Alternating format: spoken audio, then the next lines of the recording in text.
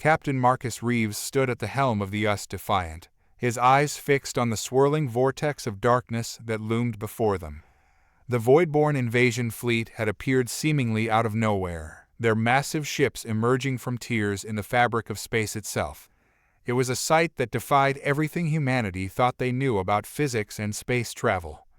"Status report," Reeves barked, his voice steady despite the chaos unfolding around them. Lieutenant Commander Sarah Chen, his second in command, responded without taking her eyes off her console. "Sir, the Voidborn fleet has breached our outer defense perimeter.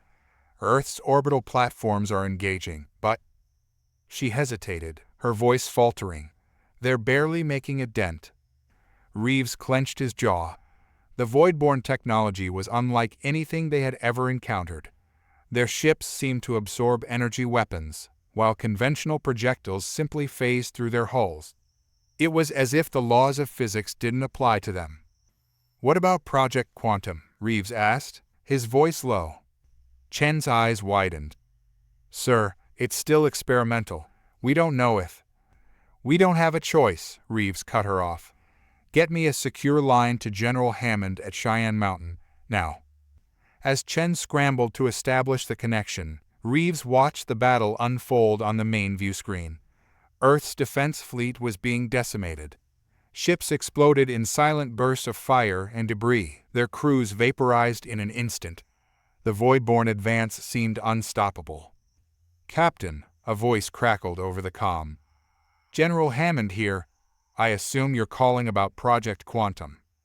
"Yes, sir," Reeves replied. "We need to deploy it. Now." There was a long pause. "You understand the risks, Captain? We've only tested it in controlled environments. Using it in actual combat could have unforeseen consequences." Reeves watched as another Earth ship disintegrated under Voidborn fire. "With all due respect, sir, if we don't use it now, there won't be an Earth left to protect."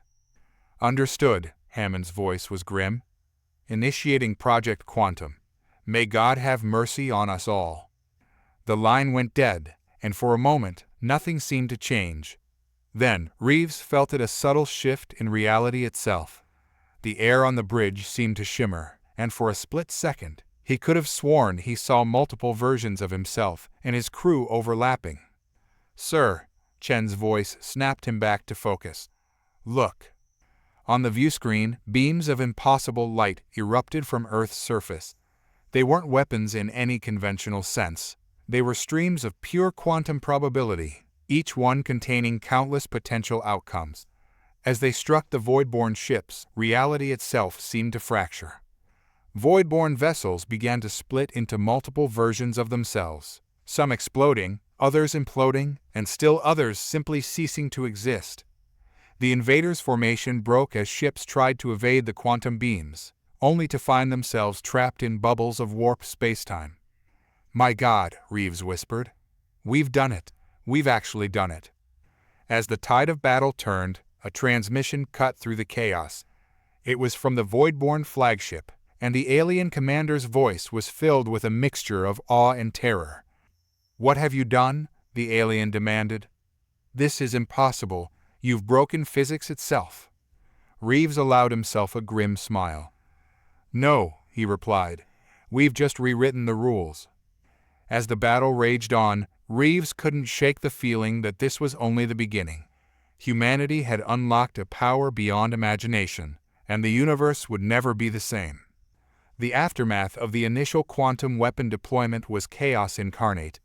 Captain Reeves watched from the bridge of the USS Defiant as reality itself seemed to bend and warp around the remnants of the Voidborn fleet.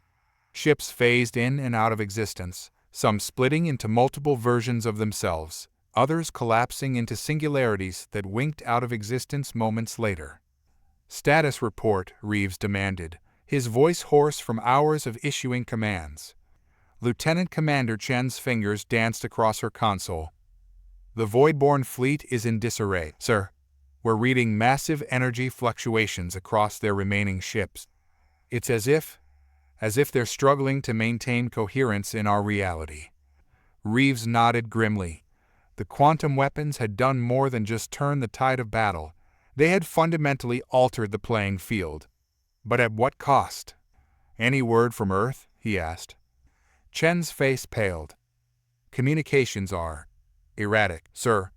We're getting reports of temporal anomalies and spatial distortions across the globe.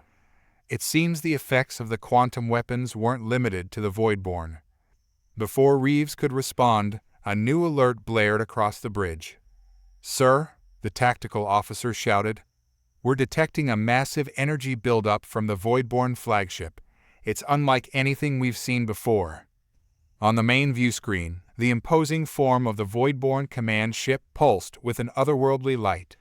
Tendrils of dark energy writhed around its hull, seeming to tear at the very fabric of space. "They're attempting to stabilize their ship against the quantum effects," Chen realized aloud. "But if they succeed, they'll adapt," Reeves finished for her, "and our advantage will be lost." The captain made a split-second decision. "Target the Voidborn flagship with everything we've got. Conventional weapons, quantum beams, the works. We can't let them counter our technology." As the Defiant and the remaining Earth ships unleashed a barrage of firepower, the space around the Voidborn flagship erupted into a maelstrom of conflicting realities. Quantum beams intersected with traditional energy weapons, creating cascading effects that defied comprehension. For a moment, it seemed as if the attack had failed. The Voidborn flagship stood firm, its dark energy shield absorbing the onslaught. Then, with a silent flash that seared itself into the retinas of every observer, the massive ship shattered. It didn't explode in the conventional sense. Instead, it fractured across multiple dimensions, each piece seeming to exist in a different phase of reality. The resulting implosion created a rift in spacetime itself, a swirling vortex of impossible geometries that began to draw in the surrounding debris and smaller ships. "Full reverse," Reeves shouted as the Defiant itself began to be pulled towards the anomaly. "Get us out of here." As they retreated to a safe distance, the bridge crew watched in awe and horror as the rift continued to grow, swallowing up the remains of both Voidborn and human ships alike. "Sir," Chen's voice was barely above a whisper. "What have we done?" Reeves had no answer. They had won the battle, perhaps even the war, but at what cost? As he stared at the swirling chaos that now dominated Earth's orbit, he couldn't shake the feeling that this victory might have opened a Pandora's box that could never be closed. "Get me a secure line to General Hammond," he said finally, "and pray that someone down there has a plan for containing this, whatever it is." As Chen worked to establish the connection, Reeves couldn't help but wonder, in their desperation to save humanity, had they inadvertently doomed the entire universe to a fate worse than invasion? The secure line to General Hammond crackled with static, a testament to the reality-warping effects still rippling through Earth's orbit. Captain Reeves leaned closer to the comm panel, straining to hear through the interference. "Captain Reeves," Hammond's voice came through, distorted but recognizable. "The situation on the ground is unprecedented. We're getting reports of temporal anomalies, spontaneous quantum tunneling events, even localized reversals of entropy. What's the status up there?" Reeves glanced at the main view screen, where the swirling vortex continued to grow. "Sir, we've neutralized the immediate Voidborn threat, but at a cost. There's a rift, for lack of a better term, where their flagship used to be. It's consuming everything in its path, and it's expanding." There was a long pause on the other end. When Hammond spoke again, his voice was grave. "We feared something like this might happen. Captain, I'm transmitting coordinates to you now. Proceed there immediately." "Sir?" Reeves questioned, but Chen was already inputting the data. "It's a top-secret facility, Captain," Hammond explained. "Built for exactly this kind of scenario. Dr. Alara Vance will brief you upon arrival. She's the lead scientist on Project Quantum, and right now, she's our best hope for containing this mess." As the coordinates appeared on his console, Reeves felt a chill run down his spine. They were heading for the dark side of the moon. "Understood, sir. We're on our way." The journey to the lunar facility was tense. As they approached, a massive structure shimmered into view, its surface seeming to bend light around it in impossible ways. "Quantum camouflage," Chen murmured in awe. A docking bay opened, and the Defiant slipped inside. As soon as they touched down, a team in hazmat suits rushed to meet them. "Captain Reeves?" A woman's voice came through a suit's external speaker. "I'm Dr. Alara Vance. Follow me, quickly. We don't have much time." As they hurried through sterile corridors, Dr. Vance briefed them on the situation. "The quantum weapons worked better than we ever imagined, but they've also created a cascading effect that's threatening to unravel the very fabric of our reality." They entered a vast chamber dominated by a machine that defied description. It seemed to exist in multiple states simultaneously, its components shifting and realigning in patterns that hurt the eyes to follow. "This," Dr. Vance said, gesturing to the machine, "is the quantum stabilizer. It's our failsafe, designed to counteract the effects of the weapons if they ever went out of control. But to activate it, we need something from you, Captain." Reeves frowned. "From me? I'm no scientist, Doctor." "No," she agreed, "but you were at the epicenter when the weapons were first deployed. Your quantum signature is unique, entangled with the very phenomenon we're trying to contain." She led him to a pod connected to the larger machine. "We need you to interface with the stabilizer. Your quantum entangled state will allow us to target the anomalies precisely." Reeves stared at the pod, a sense of dread settling in his stomach. "What aren't you telling me, Doctor? What are the risks?" Dr. Vance hesitated. "The process will realign your quantum state. There's a chance it could erase you from this timeline entirely. But if we don't do this, the entire universe could unravel." Reeves looked back at Chen, saw the fear and admiration in her eyes. He thought of Earth, of all the lives hanging in the balance. With a deep breath, he stepped towards the pod. "Let's do this," he said, his voice steady despite the fear coursing through him. As the pod sealed around him and the machine hummed to life, Reeves closed his eyes. He had led humanity to victory against an impossible foe. Now, he might have to sacrifice everything to ensure that victory didn't become the ultimate defeat. The last thing he heard before the quantum realignment began was Dr. Vance's voice. "Initiating quantum stabilization. May the laws of physics be with us." Then, reality itself seemed to dissolve around him. Captain Reeves felt as if he was being unmade and remade simultaneously. His consciousness stretched across countless realities, each one a slight variation of the last. He saw versions of himself that had never joined the military, versions where the Voidborn had won, and even stranger alternates where humanity had evolved along entirely different paths. Through it all, he clung to a singular purpose: to stabilize the quantum rifts threatening to tear apart the fabric of reality. He became a conduit, a living bridge between the quantum stabilizer and the chaos they had unleashed. In the control room, Dr. Vance and Lieutenant Commander Chen watched in awe as the readings from the stabilizer spiked off the charts. "It's working," Dr. Vance exclaimed, her eyes darting between multiple holographic displays. "The quantum fluctuations are beginning to normalize. The rifts are closing." Chen couldn't tear her eyes away from the pod containing Reeves. "But at what cost?" she murmured. Inside the maelstrom of quantum possibilities, Reeves felt himself being pulled in 1,000 directions at once. He saw the Voidborn homeworld, a place of perpetual twilight and impossible geometries. He understood, in that moment, why they had come to Earth. They weren't invaders in the traditional sense. They were refugees, fleeing the collapse of their own reality. With this realization came a surge of empathy, and suddenly, Reeves found himself able to direct the stabilization process with greater precision. He wasn't just closing rifts. He was weaving a new tapestry of reality, one that could accommodate both humanity and the Voidborn without conflict. Back in the lunar facility, alarms began to blare. "What's happening?" Chen demanded. Dr. Vance's fingers flew over the controls. I don't know. The stabilizer is operating beyond its design parameters. It's as if..." as if Captain Reeves is actively reshaping reality. On Earth, and in orbit, the effects were immediately apparent. The temporal anomalies began to recede, but in their wake, they left behind hybrid structures of human and voidborn design. Cities on Earth found themselves with new, otherworldly districts that seemed to exist in a state of quantum flux, yet were somehow stable. In orbit, the debris field from the battle began to coalesce, forming a massive space station that straddled multiple dimensions.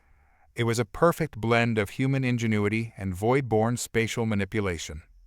As the process reached its crescendo, the pod containing Reeves began to glow with an intensity that forced everyone to shield their eyes. When the light faded, the pod hissed open. Chen rushed forward, her heart in her throat.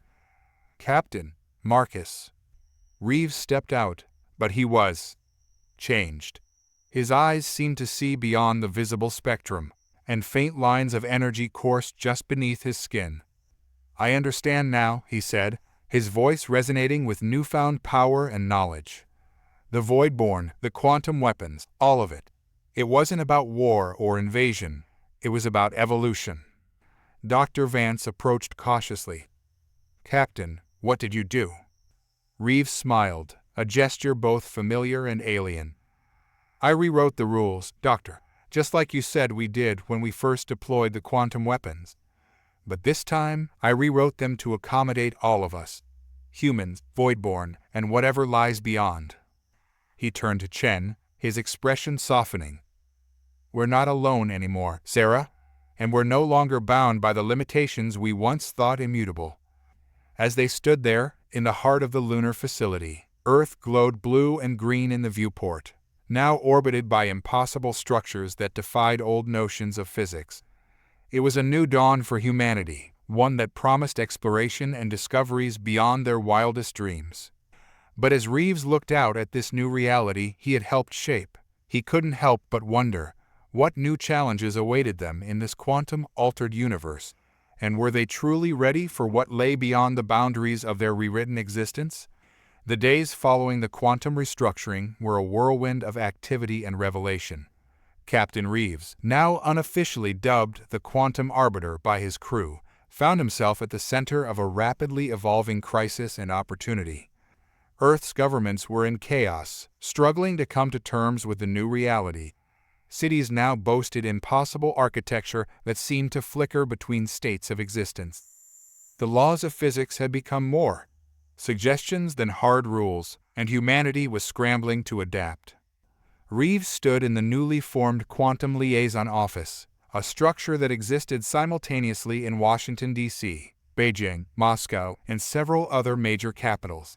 He gazed out the window, watching as people cautiously interacted with the semi-translucent Voidborn who now walked among them.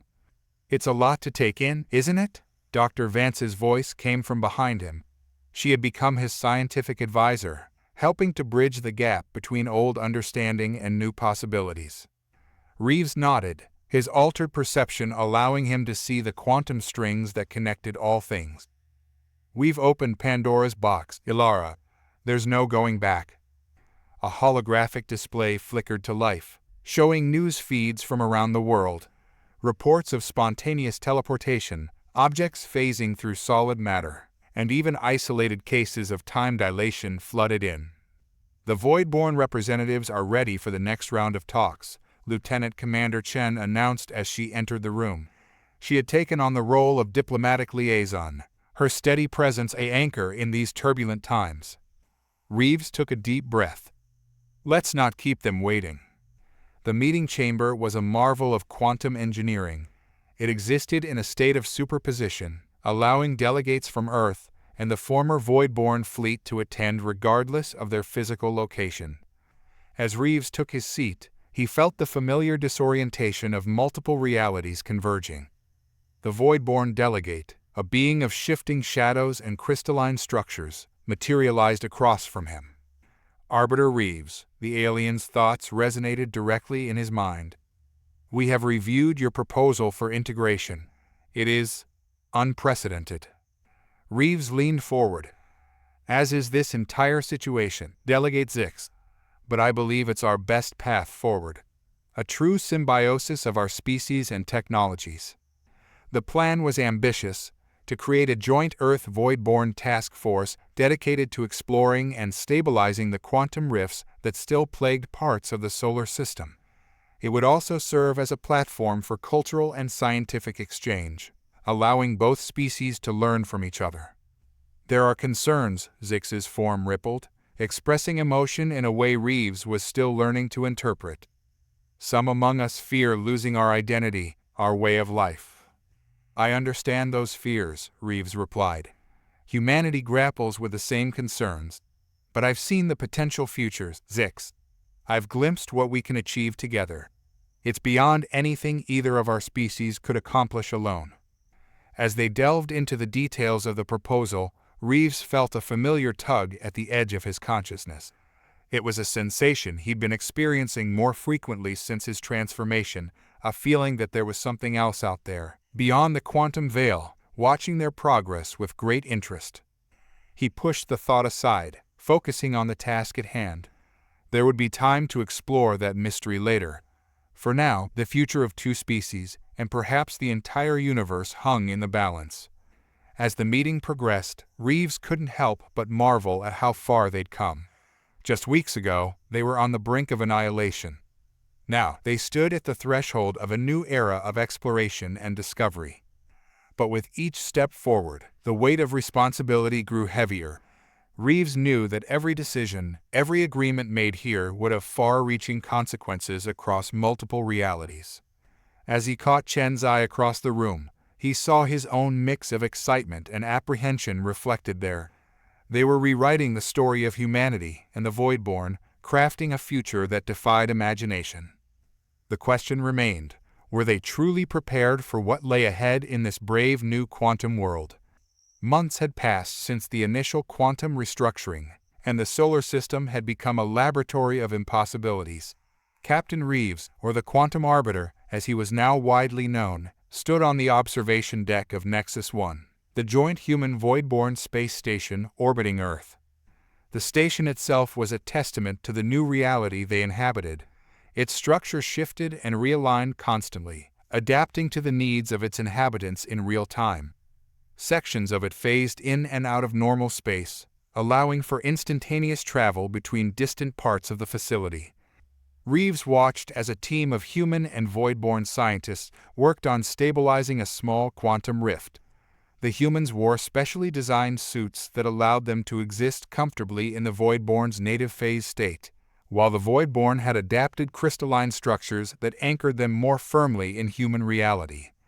Impressive progress, Lieutenant Commander Chen said as she joined him at the window. Dr. Vance says they're close to developing a portable rift stabilizer. Reeves nodded, his altered senses allowing him to perceive the intricate quantum dance taking place before them. It's not just about closing the rifts anymore, Sarah. We're learning to harness them, to use them as gateways to other realities.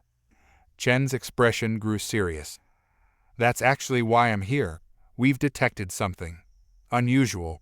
The long-range quantum sensors are picking up massive disturbances at the edge of the solar system.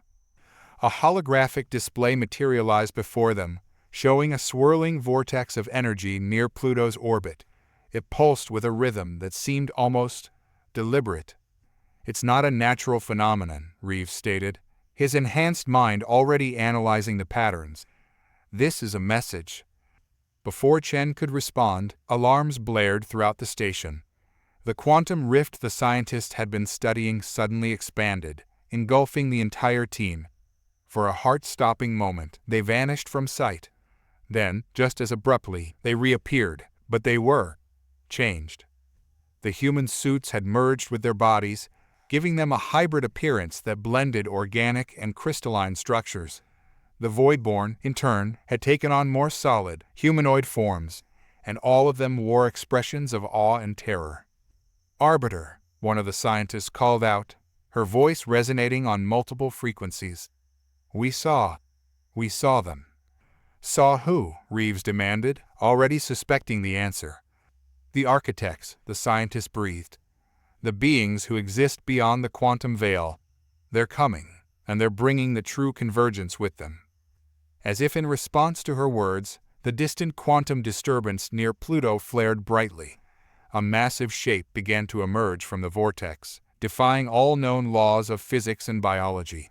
It was a vessel, if such a term could even apply, a construct of pure thought and quantum potential that dwarfed even the largest Voidborn ships. Reeves felt a familiar tug in his mind, stronger now than ever before. The presence he had sensed at the edge of his consciousness since his transformation was making itself known. "Alert all Earth governments and Voidborn enclaves," he ordered, his voice calm despite the gravity of the situation. "Initiate first contact protocols." As Chen rushed to carry out his orders, Reeves turned his gaze back to the approaching quantum anomaly. He had rewritten the rules once to save humanity and forge an alliance with the Voidborn. Now, it seemed, the true authors of those rules were coming to audit their work. "Well," he muttered to himself, "this should be interesting." The station hummed with increased activity as preparations began for humanity's most significant encounter yet. Reeves couldn't help but wonder, were they about to face judgment for their manipulation of quantum reality, or were they on the cusp of an evolution beyond anything they had imagined? As the architect's vessel drew closer, Reeves steeled himself for what was to come. Whatever happened next would redefine not just humanity or the Voidborn, but the very nature of existence itself. The true test of their quantum breach was about to begin. The approach of the architect's vessel sent ripples of quantum disturbance throughout the solar system. On Earth, gravity fluctuated wildly, causing objects to float momentarily before crashing back down. The moon's orbit wobbled, creating tidal surges that tested the limits of the newly established quantum coastal defenses. Aboard Nexus 1, Captain Reeves, now Quantum Arbiter Reeves, stood at the heart of a hastily assembled command center. Holographic displays showed feeds from every corner of the solar system, each one depicting a reality in flux. "Status report," Reeves demanded, his voice carrying an otherworldly resonance that seemed to echo through multiple dimensions. Dr. Vance, her form now a shimmering blend of human and quantum energy, responded first. "The quantum fluctuations are off the charts, Arbiter.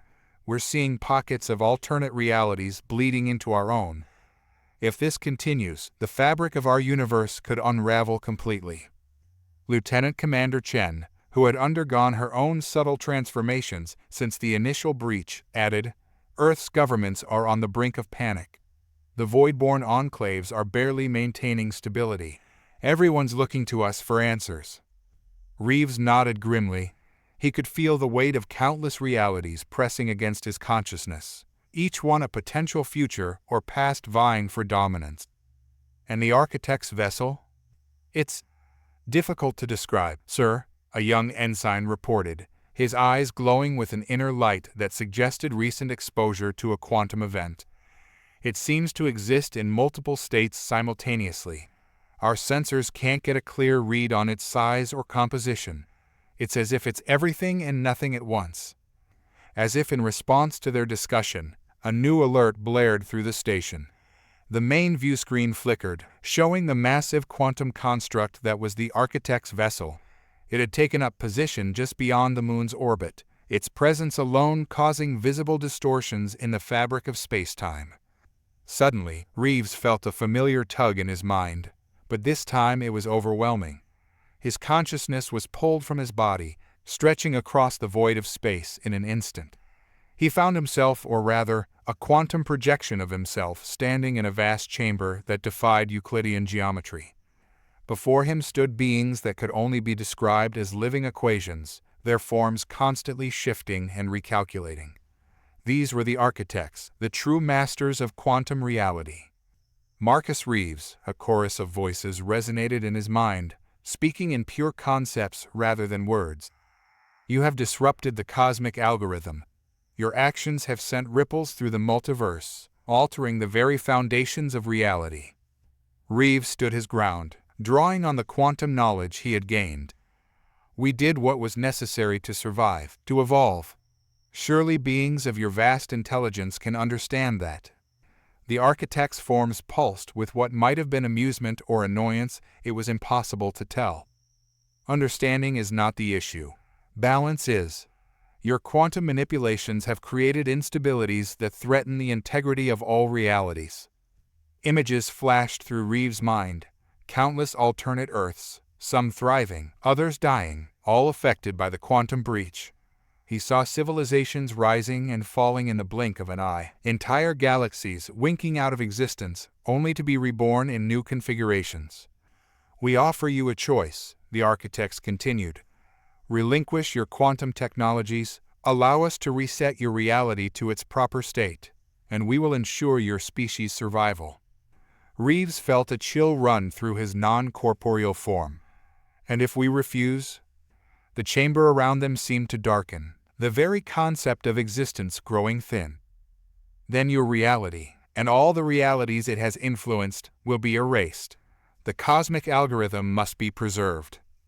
As the weight of this ultimatum settled upon him, Reeves realized that the fate of not just humanity, but countless other beings across the multiverse, rested on his decision. The quantum knowledge he had gained showed him the consequences of both choices, branching out into infinite possibilities. In that moment, suspended between realities, Reeves knew that whatever choice he made would irreversibly alter the course of existence itself. The true impact of the quantum breach was about to be felt, and he alone stood at the crux of this cosmic crossroads. With the multiverse hanging in the balance, Reeves prepared to make the most important decision of his life, and perhaps the most crucial choice in the history of all realities. Reeves stood at the precipice of decision, the weight of countless realities pressing upon his consciousness. The architect's ultimatum echoed through the quantum fabric of his being, each possibility branching out into infinite futures. In that moment of cosmic significance, Reeves did something unexpected. He laughed. The sound reverberated through the impossible chamber, causing ripples in the very fabric of reality.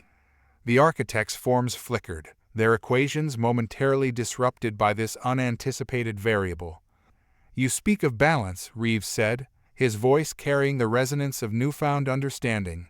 "Yet you seek to impose your will upon the multiverse. That's not balance, it's stagnation." He stepped forward, his form growing more defined, more real, within this realm of pure quantum potential. Humanity and the Voidborn didn't just stumble upon this power. We evolved to harness it. We are as much a part of the cosmic algorithm as you are. Images flashed around them, the quantum weapons, the stabilizer, the merging of human and Voidborn technologies. But now Reeves saw them not as disruptions, but as natural progressions of the universe's evolution. "Your cosmic algorithm isn't a fixed equation," Reeves continued, his confidence growing. "It's alive, constantly adapting and evolving. We are its latest iteration, its next step forward." The architect's forms pulsed with what might have been confusion or concern. "The instabilities are the birth pangs of a new reality," Reeves interrupted. "One that embraces change and growth instead of rigid control." Drawing upon his quantum-enhanced mind, Reeves began to manipulate the fabric of the chamber itself. The impossible geometries shifted, aligning with his will. The architects watched, their calculations unable to predict this turn of events. "We won't relinquish our evolution," Reeves declared. "Instead, I offer you a counter-proposal. Work with us. Let us show you the potential of a truly dynamic multiverse." For what seemed like an eternity, silence reigned in the quantum realm. Then, slowly, the architect's forms began to change, adapting to this new paradigm. "Your proposal intrigues us," they admitted, their voices now carrying a hint of individual identity. "But the risks are necessary for growth," Reeves finished. "You've maintained the multiverse for eons. Perhaps it's time for a new perspective." As if in response to his words, the chamber around them began to transform. It expanded, encompassing not just Earth and the solar system, but countless other realities. Reeves saw civilizations that had achieved similar breakthroughs, each one a unique expression of quantum potential. "A coalition," he breathed, the idea taking shape in his mind. Not just between humans and Voidborn, but between all quantum-aware species across the multiverse. With the architects not as our rulers, but as equal partners. The concept resonated through the quantum fabric, causing a cascade of changes throughout realities. The instabilities began to stabilize, not through rigid control, but through a new, dynamic balance. The architects' forms solidified, taking on aspects of the various species they now saw before them. "This is unprecedented," they said, a note of wonder in their collective voice. Reeves smiled, feeling the shift in the cosmic tide. "That's the point. The multiverse doesn't need custodians. It needs explorers, innovators, pioneers." As the new reality took shape around them, Reeves felt his consciousness being drawn back to his physical form. But before he fully returned, he heard the architect speak one last time. "Very well, Marcus Reeves. Let the era of the Quantum Coalition begin." Back aboard Nexus 1, Reeves gasped as his consciousness slammed back into his body. He found himself surrounded by his team, all wearing expressions of concern and awe. "Arbiter," Chen said, her voice trembling slightly. "What happened? The architect's vessel. It's changing." Reeves turned to the viewscreen, watching as the massive quantum construct began to reconfigure itself. It was no longer a looming threat, but a conduit between realities. A smile played at the corners of his lips. "Get me a line to Earth and the Voidborn enclaves," he said. "We have a lot of work to do." As his team scrambled to comply, Reeves gazed out at the transformed solar system. The quantum breach had not just been a moment of crisis, it had been the dawn of a new age. An age of exploration, cooperation, and limitless potential. The true adventure, he realized, was just beginning. The days that followed the establishment of the Quantum Coalition were a whirlwind of activity and discovery. Nexus 1, once a simple joint human Voidborn station, had become the nexus of a multiversal network. Representatives from countless realities poured in, each bringing their own unique perspectives and technologies. Reeves stood at the heart of it all, his enhanced consciousness allowing him to process and coordinate the influx of information and diplomacy. The station itself had evolved, its quantum structure now serving as a living database of multiversal knowledge. "Arbiter," Lieutenant Commander Chen called out, her form shimmering as she phased through several quantum states. "We've got a situation in Sector 17. Reeves turned his attention to the holographic display. Sector 17, a newly discovered pocket universe, was experiencing severe quantum fluctuations. "What's the status?" Dr. Vance, now more energy than physical form, materialized beside them. "The local civilization is on the brink of a quantum breakthrough, but they're not ready. The stress on their reality is causing fractures in the surrounding multiverse." Reeves nodded, his mind already calculating potential solutions. "Prepare a quantum stabilization team. We need to guide them through this transition without interfering directly." As Chen coordinated the response team, a new alert chimed. A delegation from a reality where organic and mechanical life had fully merged was requesting an audience. Their technology could potentially revolutionize the Coalition's approach to quantum manipulation. "I'll handle the delegation," Reeves decided. "Chen, oversee the Sector 17 operation. Vance, I want you to start analyzing this new tech as soon as they arrive." As his team dispersed, Reeves felt a familiar presence. One of the architects, now calling itself Omega, phased into existence beside him.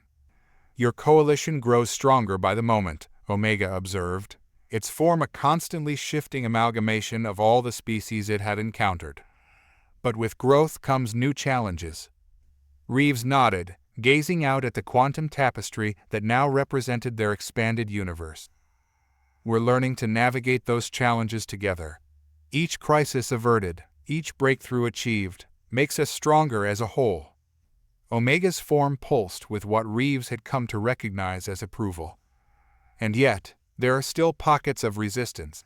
Realities that fear change, entities that seek to disrupt the new balance." "We'll face them as they come," Reeves said confidently. "The multiverse has always been about adaptation and evolution.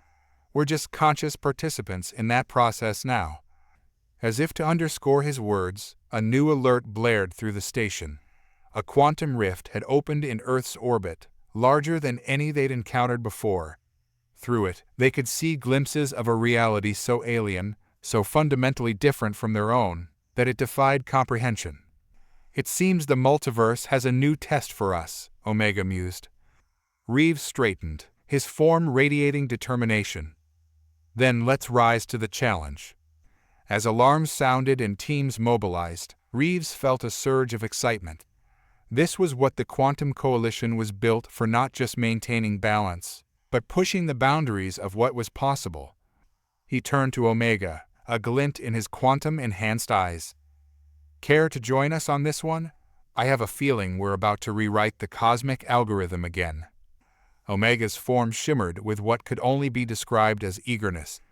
Lead the way, Arbiter. As they moved towards the quantum rift, Reeves couldn't help but marvel at how far they'd come. From a desperate defense of Earth to the cusp of exploring realities beyond imagination. The quantum breach had not been an end, but a beginning, a first step into a larger, infinitely more complex universe. And humanity, along with its allies old and new, was ready to take the next step. Whatever lay beyond that rift, whatever challenges awaited them in the vast quantum unknown, they would face it together. The adventure, it seemed, was only just beginning. The quantum rift loomed before them, a swirling maelstrom of impossible colors and geometries. Reeves stood at the helm of the Quantum Voyager, a ship designed to traverse the boundaries between realities. Around him, a crew composed of humans, Voidborn, and representatives from a dozen other quantum-aware species worked in perfect synchronization. Final checks complete, Arbiter, Chen reported, her form flickering between multiple quantum states. We're ready to make the jump. Reeves nodded, his enhanced senses probing the rift before them. What do we know about what's on the other side, Dr. Vance? The scientist, now a being of pure energy contained within a humanoid form, brought up a holographic display. Very little, I'm afraid. Our scans can't penetrate beyond the event horizon. We're quite literally jumping into the unknown. Isn't that what we do best? Reeves smiled, a mix of excitement and apprehension coursing through him. He turned to Omega, who stood silently observing. Any last-minute advice from the architects? Omega's form shimmered, a cascade of equations flowing across its surface. This rift, it's unlike anything in our records. Whatever lies beyond may challenge everything we think we know about the multiverse. Proceed with caution, Arbiter. Reeves took a deep breath, feeling the weight of the moment. This wasn't just another expedition, it was a leap into a new frontier of existence itself. All right, everyone. This is what the Quantum Coalition was built for. Let's make history. With a thought, he interfaced directly with the ship's quantum drive. The Voyager hummed to life, its structure beginning to phase in harmony with the rift. Quantum jump in 3, 2, 1. The universe seemed to fold in on itself as they plunged into the rift. For a moment that stretched into eternity, Reeves felt his consciousness expand beyond the confines of his body, beyond the ship, beyond reality itself. He saw glimpses of infinite possibilities, of universes born and dying in the blink of an eye. Then, with a flash that seared itself into the minds of every crew member, they emerged on the other side. Silence fell over the bridge as they beheld the impossible. Before them stretched a vista that defied description, a realm where the very concepts of space and time seemed to be mere suggestions. Structures of pure thought intertwined with rivers of crystallized time, while beings of abstract mathematics danced among clouds of sentient energy. "My God," Chen whispered, her voice filled with awe. "What is this place?" Reeves struggled to process what his enhanced senses were telling him. It's like we've entered the source code of reality itself. This isn't just another universe. It's the foundation of all universes. Omega's form pulsed with excitement and trepidation. The architects always theorized about a place like this, the quantum nexus, where all realities converge. But we never dreamed it actually existed. As they watched, tendrils of energy reached out towards the Voyager, probing, curious. Reeves felt a presence vast beyond comprehension brush against his mind. "We are detected," he announced, his voice steady despite the enormity of the moment. "Whatever intelligence governs this realm, it's aware of us now." The tendrils of energy coalesced, forming a shimmering portal before the ship. Within it, Reeves could see flashes of Earth, of the Voidborn homeworld, of countless other realities they had encountered. "It's inviting us," Dr. Vance realized, her energy form pulsing with excitement, "offering us a chance to explore, to learn." Reeves felt the weight of decision upon him once again. To step through that portal was to take humanity and the entire quantum coalition into a new era of existence. The risks were unimaginable, but so were the potential rewards. He turned to his crew, seeing the same mix of fear and exhilaration in their eyes that he felt in his core. "We came here to explore, to push the boundaries of what's possible," he said, his voice carrying the resonance of quantum certainty. "I say we accept the invitation." As nods of agreement rippled through the crew, Reeves interfaced with the ship once more. Slowly, majestically, the quantum voyager moved towards the portal. "Log this," Reeves commanded, a smile playing at his lips. "Quantum Coalition Stardate 1. Today, we take our first step into the true heart of the multiverse. Whatever we find there, we face it together as explorers, diplomats, and pioneers of a new quantum age." With those words, the Voyager slipped through the portal, carrying with it the hopes and dreams of countless realities. The quantum breach that had started as a desperate act of survival had led them here, to the threshold of infinite possibilities. As they vanished into the unknown, Reeves couldn't help but feel that this was not an end, but a beginning. The true nature of existence lay before them, waiting to be discovered, understood, and perhaps even shaped. The adventure, it seemed, would never truly end. It would only evolve, quantum leap by quantum leap, into eternity. The quantum voyager drifted through the impossible geometries of the quantum nexus, its hull shimmering with the reflected light of a trillion realities. Captain Marcus Reeves stood at the helm, his quantum-enhanced senses drinking in the raw data of existence itself. It had been 3 standard years since they'd first breached this realm, and yet every moment still filled him with a sense of wonder and trepidation. "Status report," he called out, his voice resonating with multidimensional harmonics. Lieutenant Commander Chen, her form a constantly shifting blur of potential states, responded without looking up from her console. "All systems nominal, Arbiter. We're maintaining our position at the confluence of realities designate Alpha 7 through Omega 3. Reeves nodded, his mind simultaneously processing the ship's status and the intricate dance of quantum probabilities surrounding them. The Quantum Coalition had made remarkable progress in mapping and understanding the Nexus, but they had barely scratched the surface of its true nature. A sudden fluctuation in the quantum field caught his attention. "Dr. Vance, are you seeing this?" The scientist, now more energy than matter, materialized beside him. "Indeed, Arbiter. It appears to be a localized collapse of quantum coherence, highly unusual for this sector." Before Reeves could respond, alarms blared across the bridge. The viewscreen erupted in a cacophony of colors and shapes as reality itself seemed to twist and warp around them. "Multiple breaches detected," Chen shouted, her form solidifying in response to the crisis. "Something's tearing holes in the fabric of the Nexus." Reeves' mind raced, calculating possibilities and potential responses. "Stabilize our position and initiate quantum shielding. Dr. Vance, I need an analysis of those breaches now." As the crew scrambled to respond, a familiar presence materialized on the bridge. Omega, once an architect and now a trusted advisor to the Coalition, appeared as a swirling vortex of mathematical equations and pure thought. "This is no natural phenomenon," Omega's voice echoed in their minds. "We are under attack." The viewscreen shifted, focusing on one of the larger breaches. Through it, Reeves could see shadowy figures moving with impossible grace, their forms seeming to unravel reality around them. "Entropy weavers," Omega whispered, a note of fear in its usually impassive voice. "We thought they were merely a myth, a cautionary tale told to young architects. But they're real, and they found their way into the Nexus. Reeves watched in horror as the mysterious beings began to spread, leaving trails of unraveling quantum threads in their wake. What are they doing? What do they want?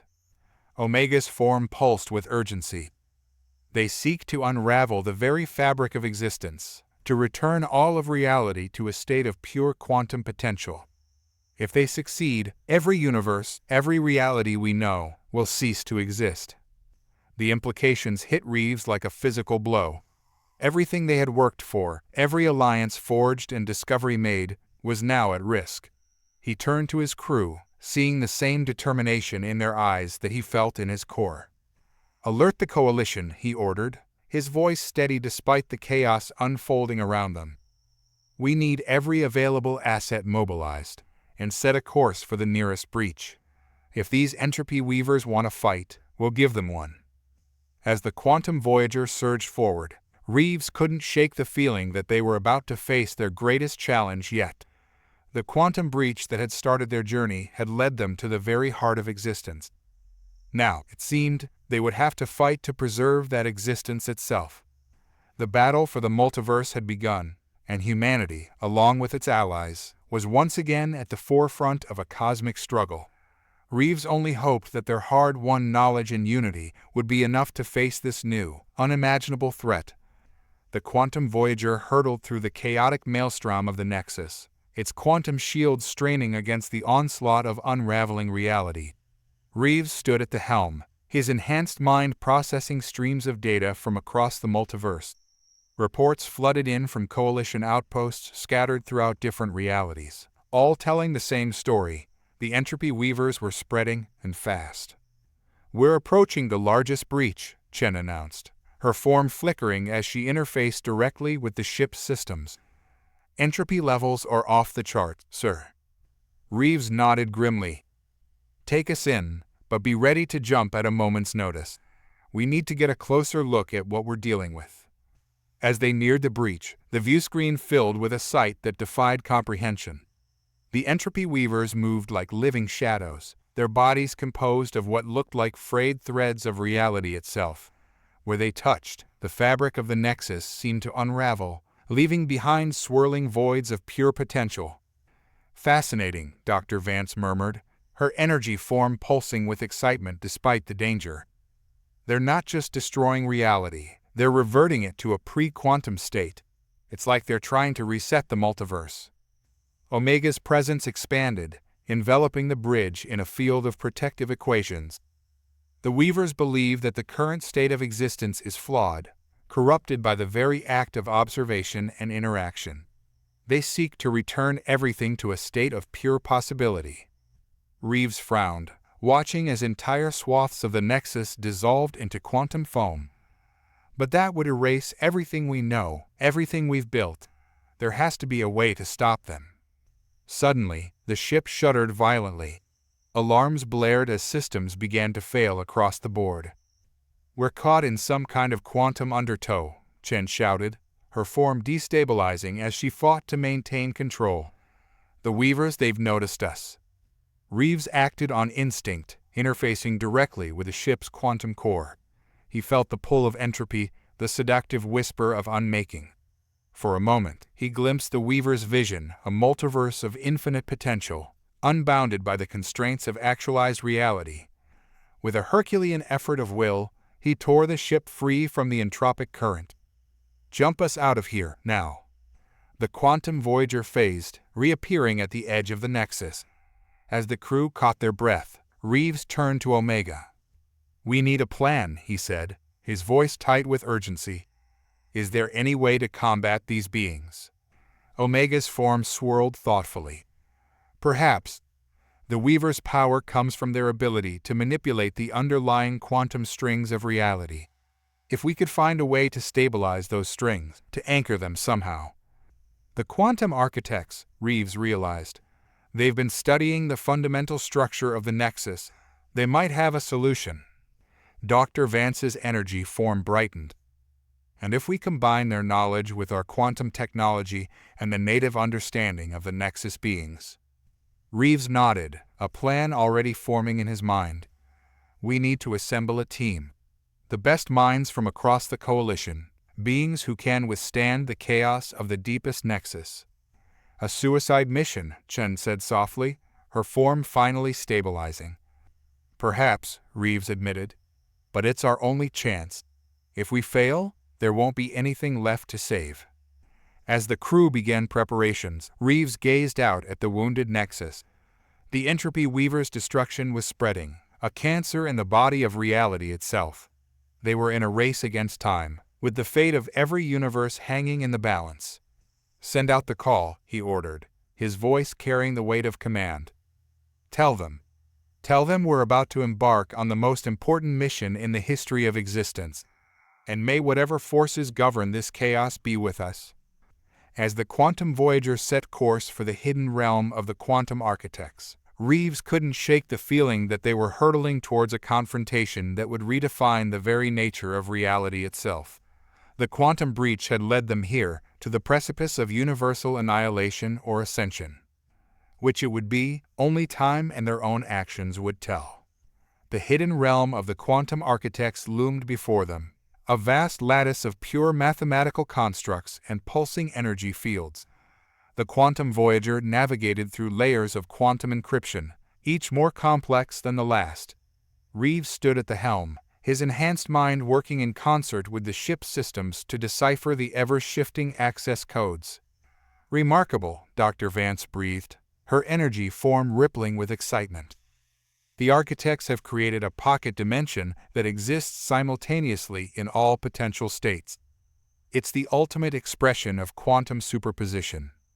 As they penetrated the final layer of security, a massive structure materialized before them. It resembled an infinite Möbius strip composed of living light, twisting and folding in on itself in ways that defied conventional geometry. We're being hailed, Chen announced, her form stabilizing as she focused on the incoming transmission. A voice that seemed to speak directly into their minds echoed through the bridge. Welcome, Quantum Coalition. We've been expecting you. The view screen flickered, revealing a being that defied easy description. It appeared as a constantly shifting amalgamation of symbols and equations, its body, a living representation of the fundamental laws of physics. I am Axiom, speaker for the quantum architects, the being introduced itself. We've observed the entropy weaver's assault on the fabric of reality. Your arrival is fortuitous. Reeves stepped forward, his quantum-enhanced presence allowing him to communicate on the architect's level. We've come seeking your help, Axiom. The weavers threaten everything we've built, everything that exists. Do you have a way to stop them? Axiom's form pulsed thoughtfully. Not directly, no. The weavers operate on a level of reality even we struggle to comprehend fully. However, we've been developing a theory, a way to potentially stabilize the quantum strings they seek to unravel. We're listening, Reeves urged. We believe it's possible to create a quantum anchor, Axiom explained, projecting a complex multidimensional schematic. A device that could reinforce the coherence of reality itself, making it resistant to the weaver's entropic influence. Dr. Vance's energy form flared with sudden understanding. Of course, by establishing a fixed quantum state across multiple realities, we could create a baseline that even the weavers couldn't unravel. Axiom's form shimmered in what might have been approval. Precisely. However, the theory is sound, but the practical application, that's where we've struggled. The anchor would need to be powered by a source of energy beyond anything we've encountered. Reeves frowned, his mind racing through possibilities. What about the nexus itself? Could we tap into the raw potential energy at the heart of reality? A ripple of surprise passed through Axiom's form. Audacious, dangerous, but potentially viable, you'd need to navigate to the very core of the nexus, a realm so chaotic and unstable that even we architects have never ventured there. And you'd need a way to channel and control that energy, Omega added, its presence expanding to interact directly with Axiom's schematics. A task that would require beings capable of existing in multiple quantum states simultaneously. Reeves nodded, the pieces of a plan falling into place. We'll need a team. The best quantum manipulators from the Coalition, combined with the architect's knowledge and the raw power of Nexus natives. A fusion of all known approaches to quantum mechanics, Dr. Vance mused. It's brilliant and terrifying. Axiom's form pulsed with what might have been excitement or trepidation. We will provide you with the schematics for the quantum anchor and a guide to navigate the deepest realms of the Nexus. But be warned, Arbiter Reeves, what you propose has never been attempted. The risks are incalculable. Reeves squared his shoulders, feeling the weight of entire universes resting upon them. The alternative is the unraveling of all existence. I'd say that makes the risk worth taking. As the quantum Voyager prepared to depart, loaded with the architect's knowledge and technology, Reeves couldn't help but feel a mix of dread and exhilaration. They were about to embark on a journey to the very heart of reality itself, armed with little more than theories and desperate hope. The quantum breach that had started their adventure had led them here, to the precipice of either universal salvation or cosmic annihilation. As they set course for the chaotic core of the Nexus, Reeves silently vowed that he would see this through, no matter the cost. The fate of all realities now rested in their hands.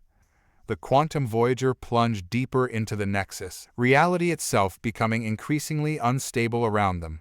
Reeves stood at the helm, his quantum-enhanced senses straining to make sense of the chaos that surrounded them. The ship's hull creaked and groaned, subjected to forces that defied conventional physics. "Status report," Reeves called out, his voice steady despite the maelstrom. Chen's form flickered rapidly as she interfaced with the ship's systems. Hull integrity at 78% and dropping. "Sir? The quantum fluctuations are intensifying. I'm not sure how much deeper we can go." Dr. Vance materialized next to Reeves, her energy form pulsing with a mix of excitement and concern. "We're approaching the theoretical boundary of structured reality. Beyond this point, the very concepts of space and time begin to break down." Reeves nodded grimly. "This is where we make our stand. Initiate the quantum anchor deployment sequence." As the crew scrambled to comply, a violent shudder ran through the ship. Alarms blared as reality itself seemed to twist and warp around them. "Multiple breaches detected," Chen shouted. "The entropy weavers, they've found us." The viewscreen erupted in a cacophony of impossible colors and shapes. Through the chaos, Reeves could make out the shadowy forms of the weavers, their bodies composed of unraveling quantum threads. They moved with predatory grace, circling the Voyager like sharks scenting blood. "They're trying to unravel our quantum shielding," Omega warned, its presence expanding to reinforce the ship's defenses. "We won't last long against a concentrated assault." Reeves' mind raced, calculating possibilities and potential strategies. "Dr. Vance, how long until the anchor is ready?" "Minutes at most," she replied, her form blurring as she worked furiously to complete the final calibrations. "But we need absolute stability to initiate the sequence. Any interference from the weavers could be catastrophic." A plan formed in Reeves' mind, audacious and potentially suicidal. "Omega, can you create a quantum bubble around the ship? Something to give us a momentary respite from the chaos." The former architect's form pulsed with surprise. "Theoretically, yes, but maintaining such a construct in this environment, it would require an enormous amount of energy." "Use me," Reeves said without hesitation. "Channel the energy through my quantum-enhanced consciousness. I can serve as a focal point." "Arbiter, the strain could tear your mind apart," Chen protested, her form solidifying in alarm. Reeves met her gaze steadily. "We're out of options. It's this, or we lose everything." Before anyone could object further, Reeves interfaced directly with the ship's quantum core. He felt Omega's presence merge with his consciousness, their combined will pushing against the chaotic forces of the Nexus. Pain lanced through every fiber of Reeves' being as he became a living conduit for energies beyond mortal comprehension. Around the Voyager, a sphere of absolute calm materialized. Within this bubble of enforced quantum coherence, Dr. Vance and the crew worked feverishly to bring the anchor online. Outside, the entropy weavers raged against the sudden obstacle, their entropic touch unable to penetrate the stabilized zone. Reeves felt his grip on reality slipping. His consciousness expanded, touching the very edges of existence. For a moment that stretched into eternity, he glimpsed the true nature of the multiverse, a vast, interconnected web of potentialities, each reality a single thread in an infinite tapestry. Anchor deployment in 3, 2, 1. Dr. Vance's voice seemed to come from a great distance. With a silent flash that seared itself into the fabric of reality, the quantum anchor activated. A wave of stabilizing energy burst forth, rippling outward through the nexus. The entropy weavers recoiled, their forms seeming to solidify as the chaotic quantum flux around them calmed. As the immediate threat subsided, Reeves felt himself falling. The last thing he heard before darkness claimed him was Chen's voice, filled with concern and something more. "Arbiter, Marcus, stay with us, please." As consciousness slipped away, Reeves couldn't help but wonder, had they succeeded in saving reality or merely postponed the inevitable? And at what cost to himself and the multiverse? The answers, it seemed, would have to wait. For now, the fate of all existence hung in a delicate balance, with Reeves and the Quantum Coalition poised at the fulcrum of cosmic change. Consciousness returned to Reeves in fragments, each moment a kaleidoscope of quantum possibilities. He saw countless versions of himself, of the crew, of entire universes blossoming and withering in the span of a thought. Slowly, painfully, he pulled himself back together, coalescing into a single coherent being. His eyes snapped open. He found himself in the Voyager's medical bay, surrounded by a shimmering field of quantum energy. Dr. Vance hovered nearby, her energy form pulsing with concern. "Welcome back, Arbiter," she said, her voice resonating on multiple frequencies. "You've been away for quite some time." Reeves tried to sit up, only to find that his body didn't respond quite as expected. He looked down at himself and gasped. His form was no longer entirely solid, instead flickering between states of matter and energy. "What's happened to me?" he asked, his voice echoing strangely in his own ears. Dr. Vance's form rippled with what might have been a sigh. "The strain of channeling the quantum energies has changed you, Arbiter.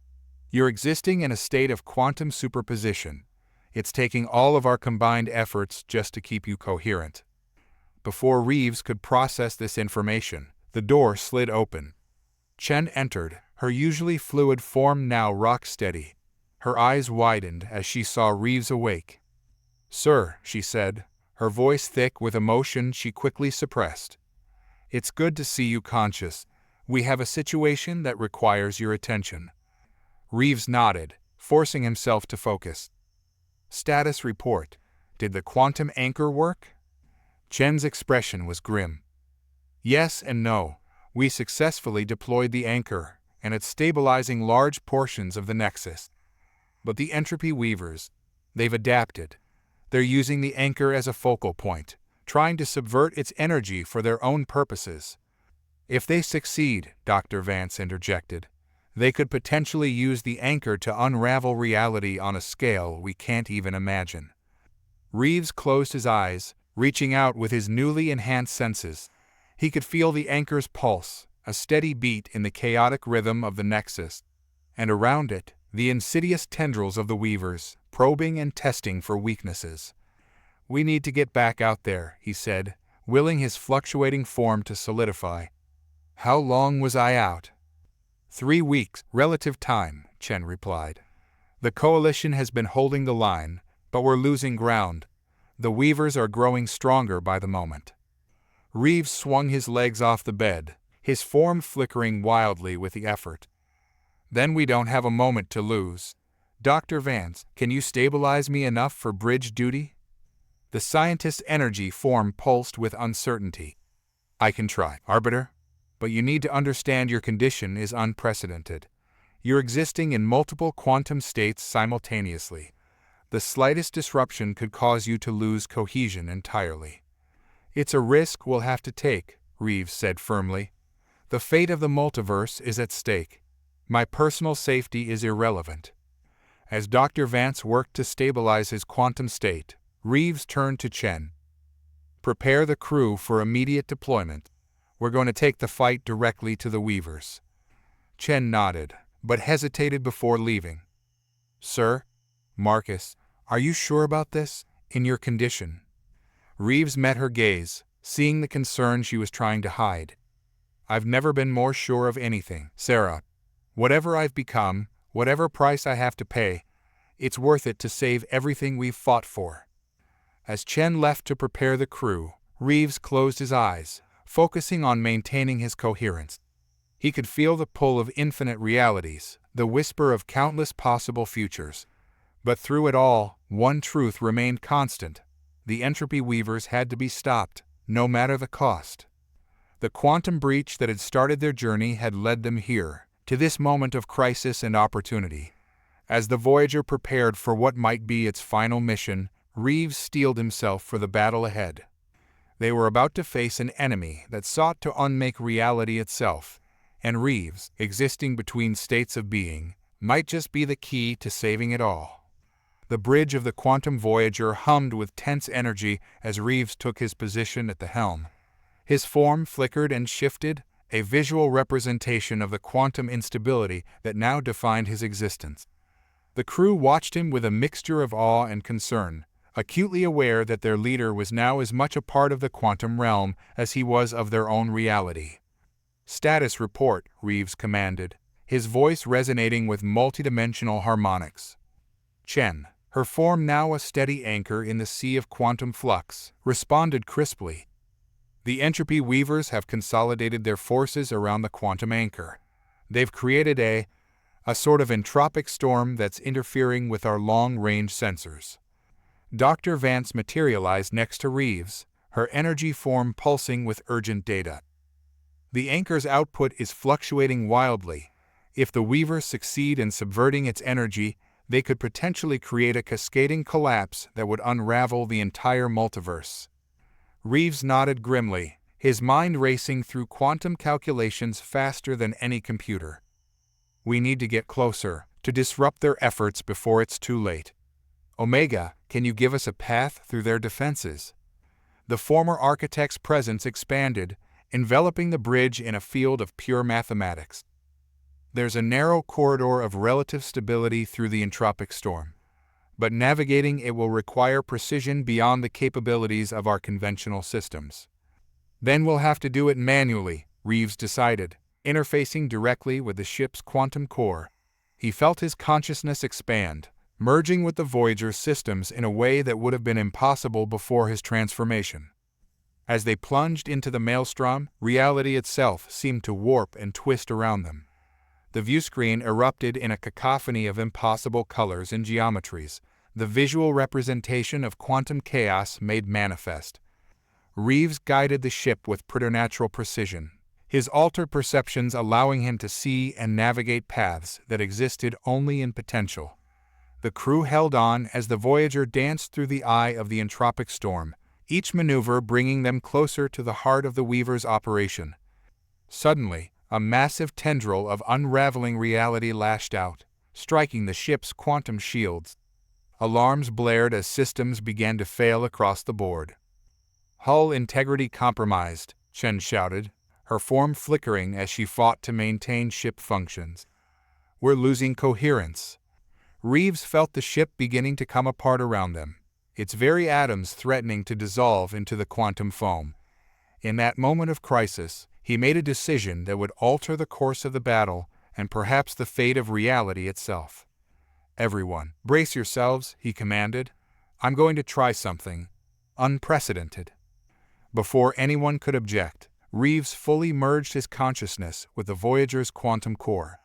His physical form dissolved, becoming one with the ship itself. The pain was indescribable as his being stretched across the vessel's entire structure, but with it came a level of control and perception beyond anything he had experienced before. Through sheer force of will, Reeves held the Voyager together, using his own quantum entangled existence as a template to maintain the ship's coherence. The entropic tendrils recoiled, unable to unravel what was now as much a living quantum entity as it was a vessel. By all that exists, Dr. Vance breathed, her energy form pulsing with a mix of awe and scientific excitement. He's become a living quantum computer, using his own consciousness to rewrite the ship's fundamental structure on the fly. As the Voyager surged forward, now more alive than ever, they broke through the final layer of the Weaver's defenses. Before them loomed the quantum anchor, its pulsing energy a beacon in the chaotic sea of unraveling realities. And surrounding it, their forms twisting in patterns that defied comprehension, were the entropy weavers themselves. They turned as one to face the intruder, their collective will focused on this threat to their grand design. Reeves felt their attention like a physical blow, the weight of their entropic power threatening to tear him apart. But he held firm, drawing strength from the very quantum fluctuations they sought to exploit. "Prepare for battle," his voice echoed through every atom of the ship, resolute in the face of cosmic annihilation. "We end this here and now." As the Voyager and its hybrid captain faced off against the architects of universal destruction, the fate of all realities hung in the balance. The final confrontation was about to begin, and its outcome would determine the future of existence itself. The confrontation between the quantum Voyager and the entropy weavers defied conventional understanding of combat. It was a battle fought not with weapons, but with the fundamental forces of reality itself. Reeves, now one with the ship, faced off against beings that existed as living incarnations of cosmic unraveling. Tendrils of entropic energy lashed out, seeking to unmake the Voyager and its crew. Reeves countered with bursts of stabilizing quantum fields, his consciousness stretching to encompass every atom of the ship and the space around it. The crew worked in perfect synchronization, each member intuitively understanding their role in this cosmic dance. "The anchor's energy output is spiking," Dr. Vance reported, her form a blur of calculations and adjustments. "The weavers are trying to overload it." Reeves felt the strain as he fought to maintain the ship's integrity while simultaneously shielding the anchor. "We need to disrupt their connection to the anchor," he communicated directly into the minds of his crew. "Omega, can you isolate their quantum signature?" The former architect's presence expanded, probing the chaotic energies surrounding them. "It's complex, but yes. Their connection to the anchor is based on a recursive quantum algorithm. If we could introduce a conflicting pattern." "Do it," Reeves commanded, channeling more of his own energy into Omega's efforts. As Omega worked to disrupt the Weaver's control, Chen coordinated the ship's defensive measures. "Quantum shields at 30% and falling," she reported, her form rock steady despite the chaos. "We can't take much more of this." Reeves felt every impact, every fluctuation, as if it were happening to his own body. In a sense, it was. He was the ship, and the ship was him.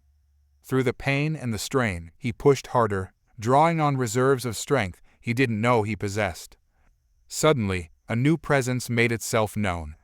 A being of pure quantum potential materialized on the bridge, its form shifting between states of existence faster than the eye could follow. "I am Nexus," it introduced itself, its voice resonating on frequencies beyond normal hearing. "We have observed your struggle. Your efforts to preserve the integrity of reality have intrigued us." Reeves focused a portion of his fragmented consciousness on the newcomer. "We could use your help," he communicated. "The Weavers seek to unmake everything. Surely that goes against the natural order you represent." Nexus pulsed with what might have been consideration. "Order and chaos, creation and destruction, these are all part of the cosmic cycle. But perhaps the time for a new paradigm has come." With that, Nexus merged its essence with the ship's systems, adding its vast knowledge of quantum mechanics to their efforts. The influx of power and information was staggering. Reeves felt his consciousness expand even further, touching the very edges of existence itself. In that moment of cosmic awareness, Reeves understood. The entropy weavers weren't villains in the traditional sense. They were a natural response to the increasing complexity of the multiverse, a cosmic immune system trying to reset reality to a simpler state. but in doing so, they threatened to erase all the beauty and potential that had emerged from that complexity. We don't need to destroy them, Reeves realized. We need to show them a better way. Drawing on his newfound understanding and the combined power of his crew, Omega and Nexus, Reeves reached out to the Weavers.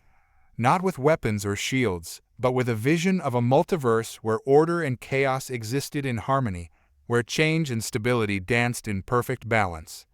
The Weavers paused in their assault, their entropic tendrils wavering as they processed this new information. For a moment that stretched into eternity, the fate of all realities hung in the balance. Then, slowly, the Weavers began to change. Their forms solidified, becoming more defined while still maintaining their fluid nature. The destructive entropy they wielded transformed into a force of renewal and rebirth. As the immediate threat subsided, Reeves felt his consciousness begin to fragment. He had pushed himself beyond all known limits, and the strain was finally taking its toll. As darkness crept in at the edges of his perception, he heard Chen's voice, filled with concern and something more.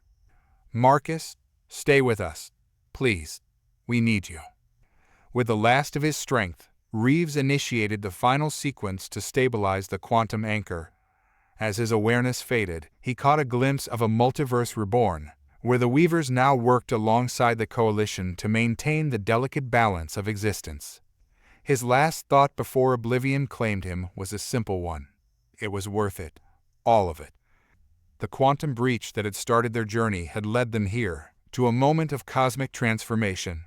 As Reeves slipped into unconsciousness, the future of the multiverse hung in the balance, forever changed by the actions of a few brave souls who dared to rewrite the very laws of reality. Consciousness returned to Reeves in waves, each pulse bringing with it fragments of memory and sensation.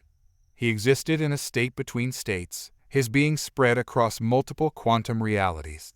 Slowly, painstakingly, he began to coalesce, drawing the scattered pieces of his consciousness back together. As awareness sharpened, Reeves found himself in a realm of pure quantum potential.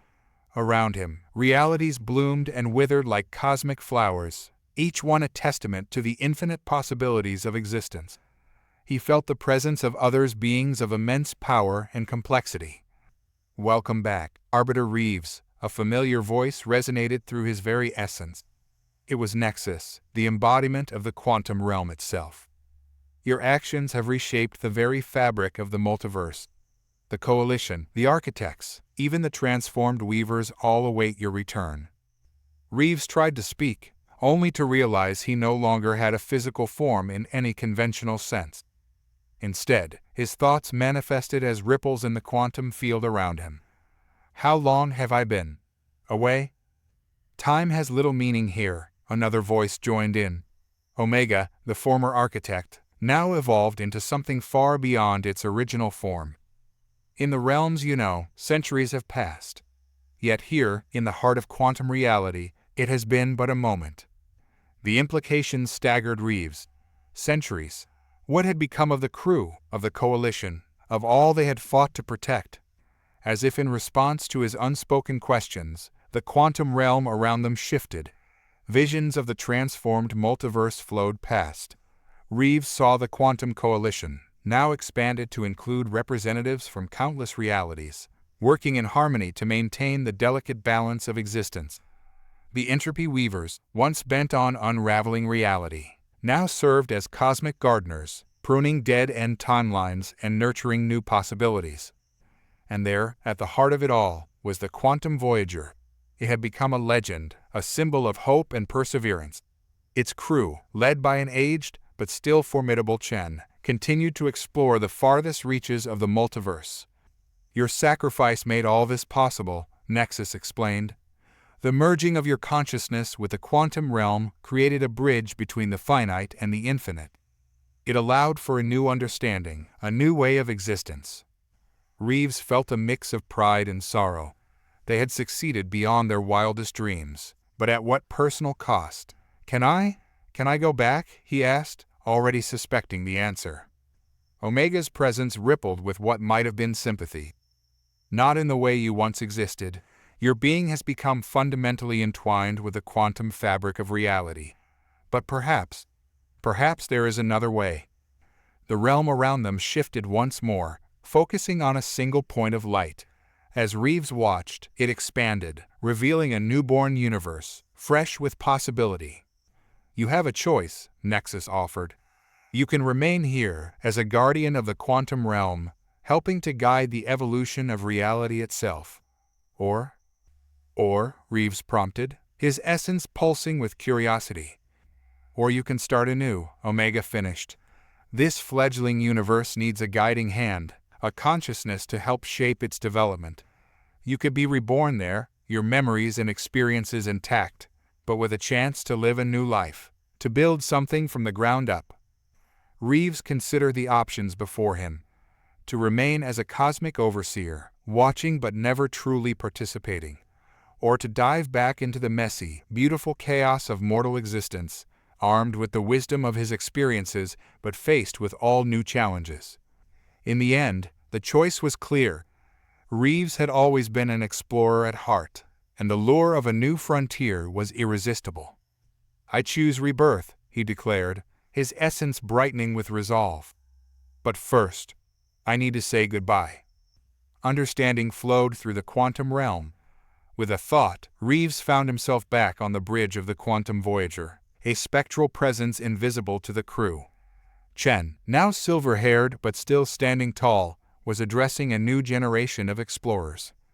"Remember," she was saying, her voice strong despite the years, "no matter how dark things seem, there's always hope. Reeves taught us that. Wherever he is now, I know he's still out there, still fighting for what's right." Reeves felt a surge of emotion. Gently, he reached out, brushing against Chen's consciousness.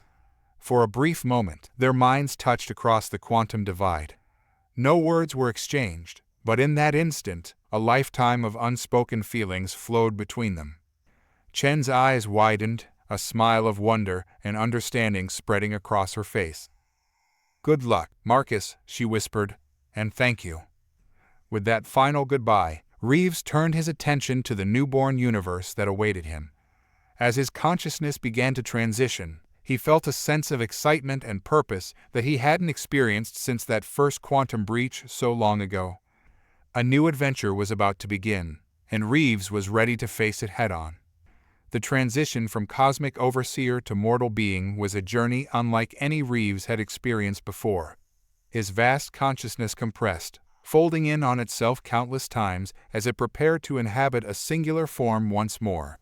The process was both exhilarating and terrifying, a cosmic rebirth on a scale beyond imagination. As his awareness coalesced, Reeves found himself taking shape in the heart of a nascent star system. The raw energy of creation swirled around him, planets forming from cosmic dust, the very fabric of this new reality still malleable and full of potential. With the last vestiges of his multiversal awareness, Reeves imprinted the fundamental laws of physics onto this fledgling universe. He encoded the principles of quantum mechanics, ensuring that this reality would have the same potential for growth and complexity that had led to his own evolution. Then, with a final surge of will, he let go of his cosmic power and embraced mortality once more. Consciousness returned slowly, like emerging from a deep dream. Reeves opened his eyes that were both new and ancient to a world bathed in the light of twin suns. He found himself in a body that was humanoid, but clearly adapted for this alien environment. His skin shimmered with bioluminescent patterns, and he could feel the pulse of quantum energy flowing through his veins. As he took in his surroundings, memories of his past life and his time in the quantum realm flooded back. The knowledge was there, but muted, more like remembering a story than reliving experiences. This, he realized, was the gift and the challenge of his rebirth, to guide this new universe with the wisdom of his past, but to live fully in the present. Reeves stood, marveling at the alien landscape around him. Crystal formations that seemed to defy gravity reached towards the sky, while pools of liquid light pulsed with nascent life. In the distance, he could see the silhouettes of massive creatures that appeared to phase in and out of reality as they moved. A sound caught his attention, and he turned to see a group of beings approaching. They were similar in form to his new body, but each was unique, their bioluminescent patterns telling stories of diverse origins and experiences. One of them stepped forward, its patterns shifting in what Reeves instinctively understood to be a gesture of greeting. "Welcome, awakened one," the being communicated, not through sound but through pulses of quantum energy. "We have awaited your emergence." Reeves felt a surge of surprise and curiosity. "You knew I was coming." The being's patterns rippled in what might have been amusement. "Our ancestors spoke of a time when one from beyond would join us, bringing knowledge of the greater cosmos. We are the quantum touched, and we have prepared for this moment for generations." As Reeves absorbed this information, he felt the last pieces of his new existence falling into place. He wasn't just a visitor to this reality, he was a fundamental part of its cosmic design. His journey, his experiences, his very essence had been woven into the fabric of this universe long before his conscious arrival. "I have much to learn," Reeves communicated, his own bioluminescent patterns shifting to express his mix of humility and excitement. "And, I hope, much to share." The leader of the quantum touched pulsed with approval. "Come," it beckoned. "There is someone you must meet." As they led him towards a shimmering city that seemed to exist in multiple phases of reality simultaneously, Reeves felt a sense of déjà vu. This was familiar not because he had experienced it before, but because it echoed the potential he had always seen in humanity and its allies. Here, in this new universe, was a chance to guide a civilization from its very beginnings, to help them avoid the pitfalls that had nearly destroyed his own reality, while nurturing the spirit of exploration and innovation that had ultimately saved it. As they approached the city, Reeves saw a massive structure at its center, a quantum computer unlike anything he had ever encountered. And there, interfaced with the machine in a way that blurred the lines between organic and synthetic, was a being that radiated power and wisdom. The quantum touched around him bowed their heads in reverence. "Behold," the leader intoned, "the Oracle of Infinity, she who sees all possible futures and guides us towards harmony."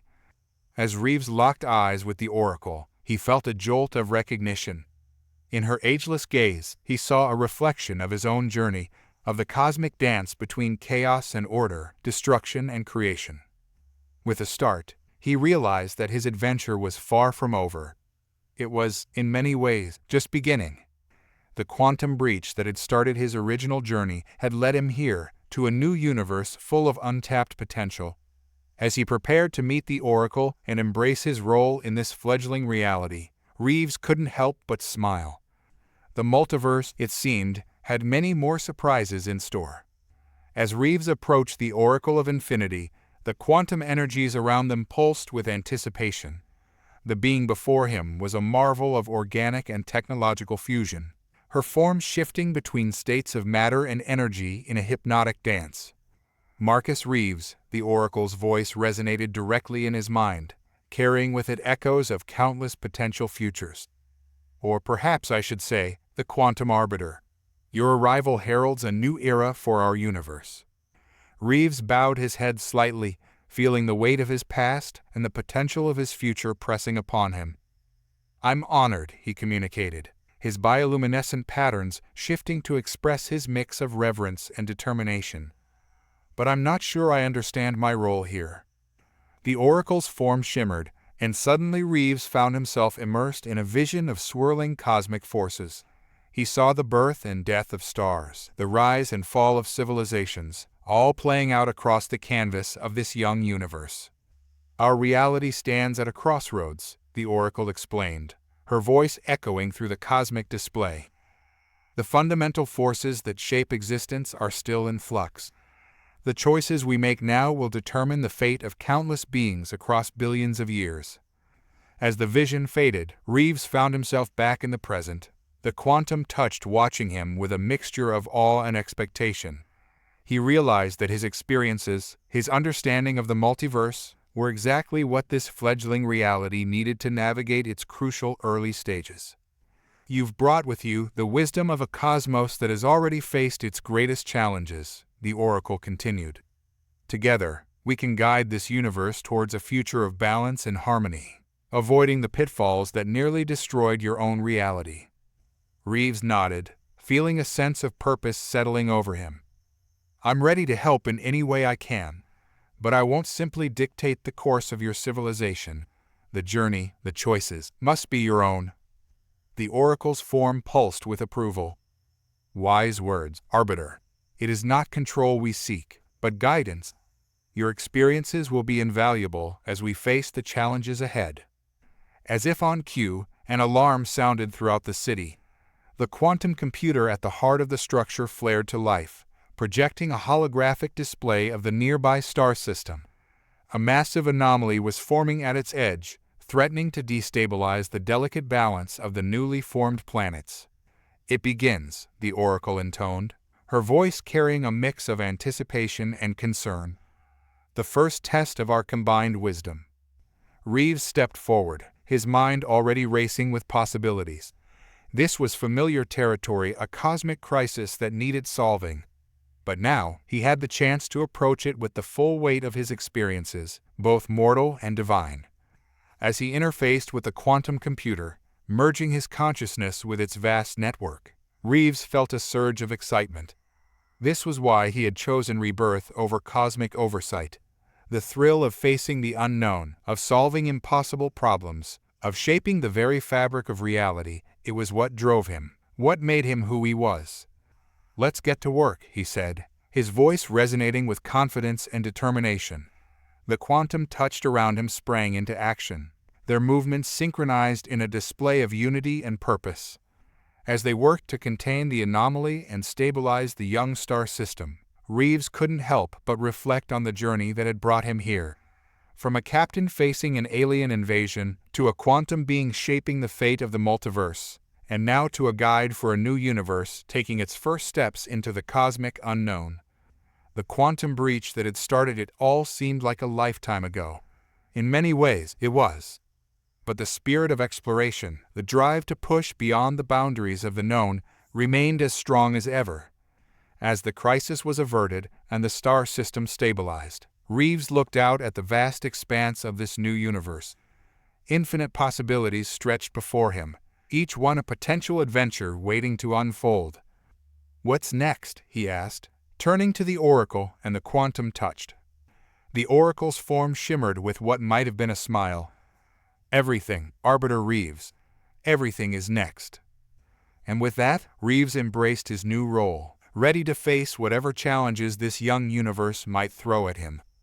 The quantum ascendance was complete, but the journey, the grand adventure of existence itself, was only just beginning.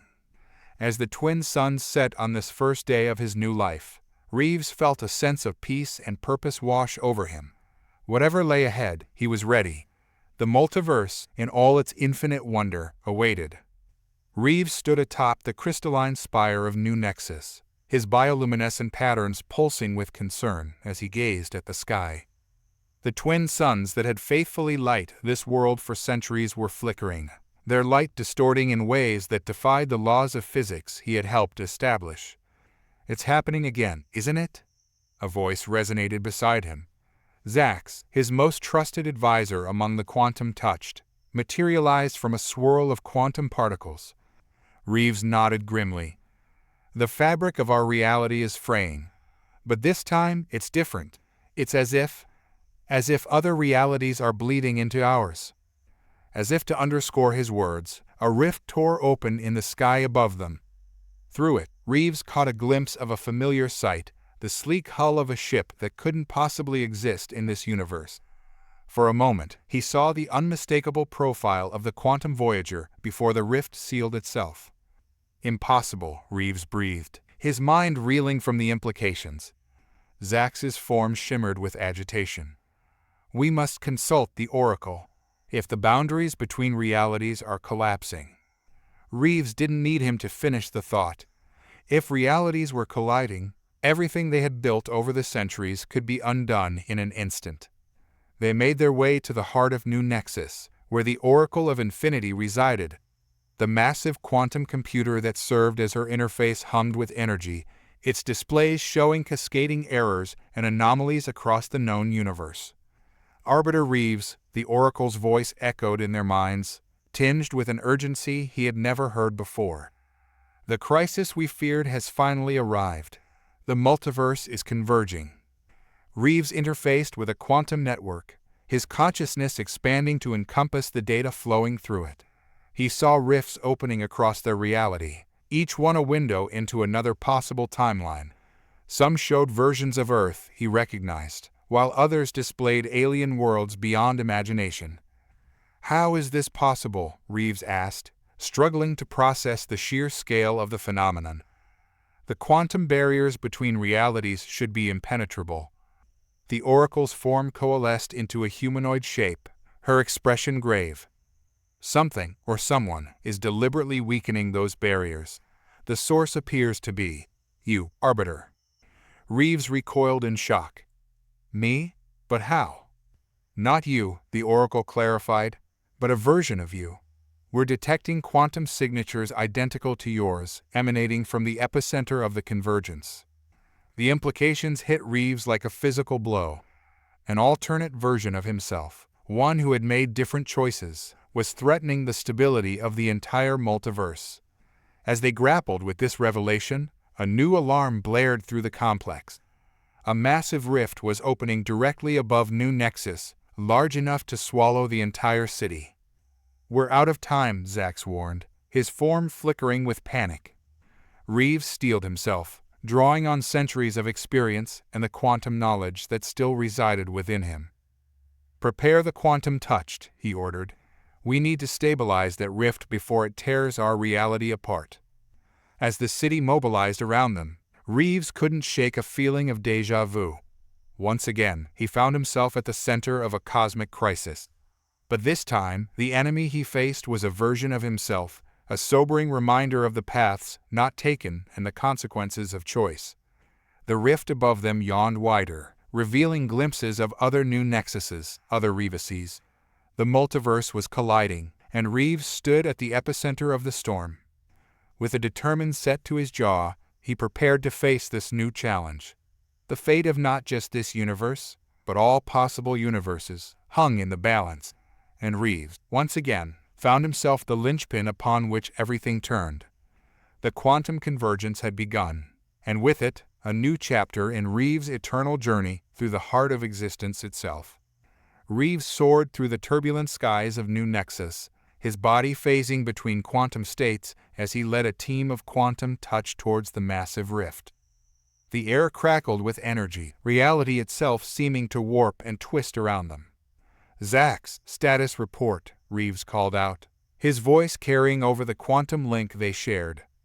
Zax, a blur of shifting probabilities, responded instantly. "The rift continues to expand, Arbiter. We're detecting multiple timeline incursions. Entity emergence imminent." As if on cue, shapes began to materialize from the swirling chaos of the rift. They were unlike anything Reeves had ever encountered, beings composed of pure chronological flux, their forms a constantly shifting amalgamation of past, present, and future states. "Chronoflux entities," the Oracle's voice resonated in Reeves' mind. "Born from the collision of timelines. Be cautious, Arbiter. They exist in multiple states simultaneously. Conventional tactics will be ineffective." Reeves nodded grimly, his mind racing through quantum calculations.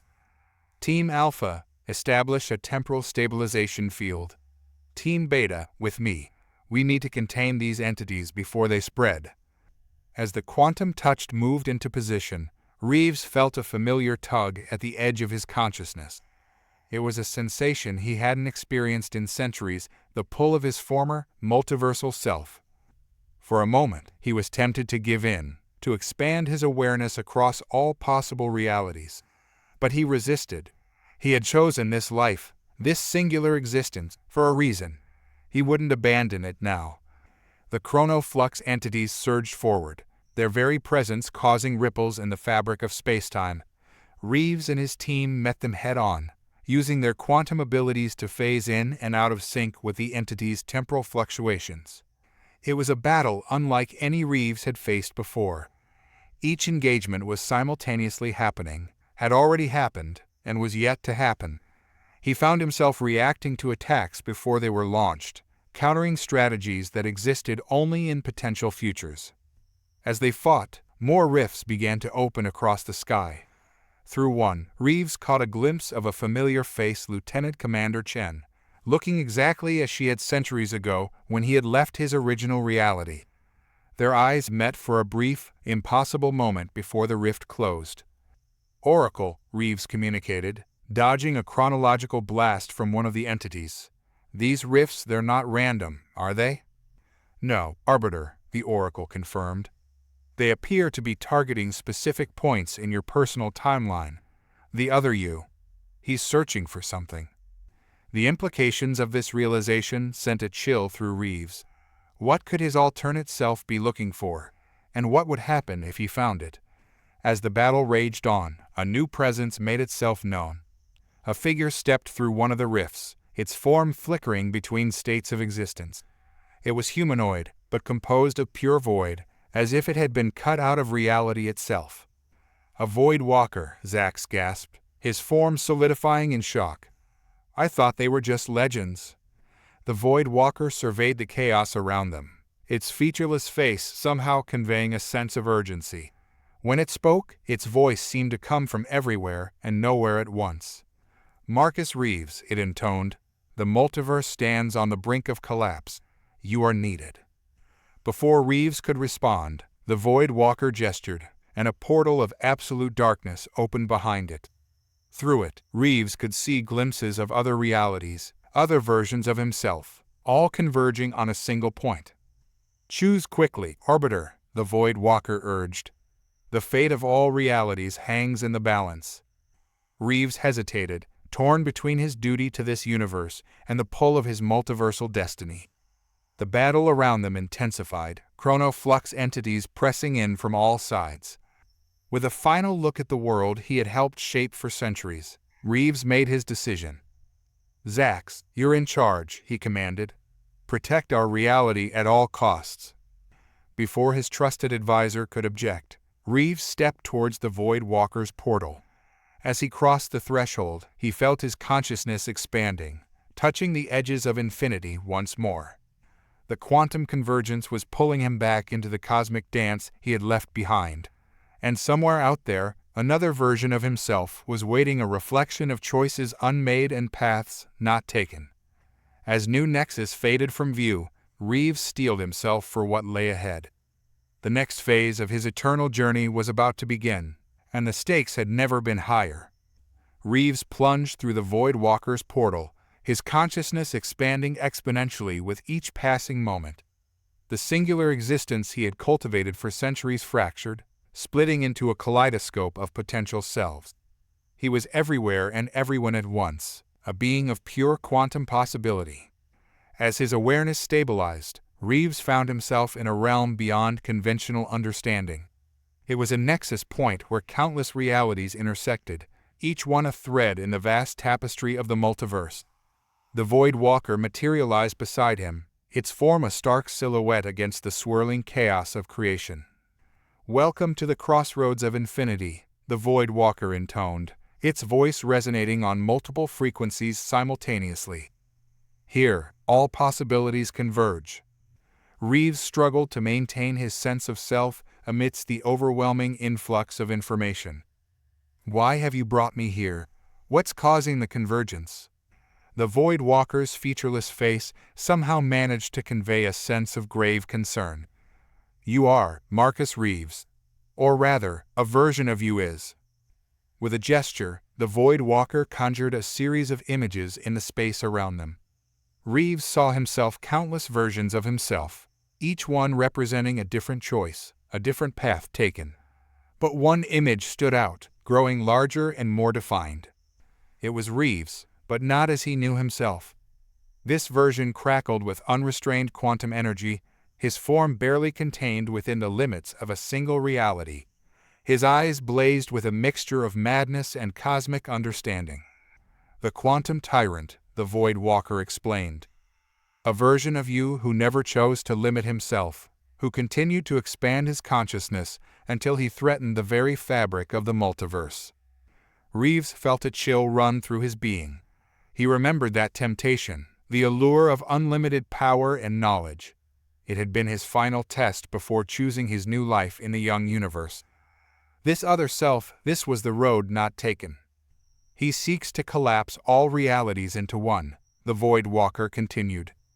To remake the multiverse in his image, with himself as the singular, all-powerful consciousness at its center. How do we stop him? Reeves asked, already dreading the answer. The Void Walker's form rippled, conveying a sense of uncertainty.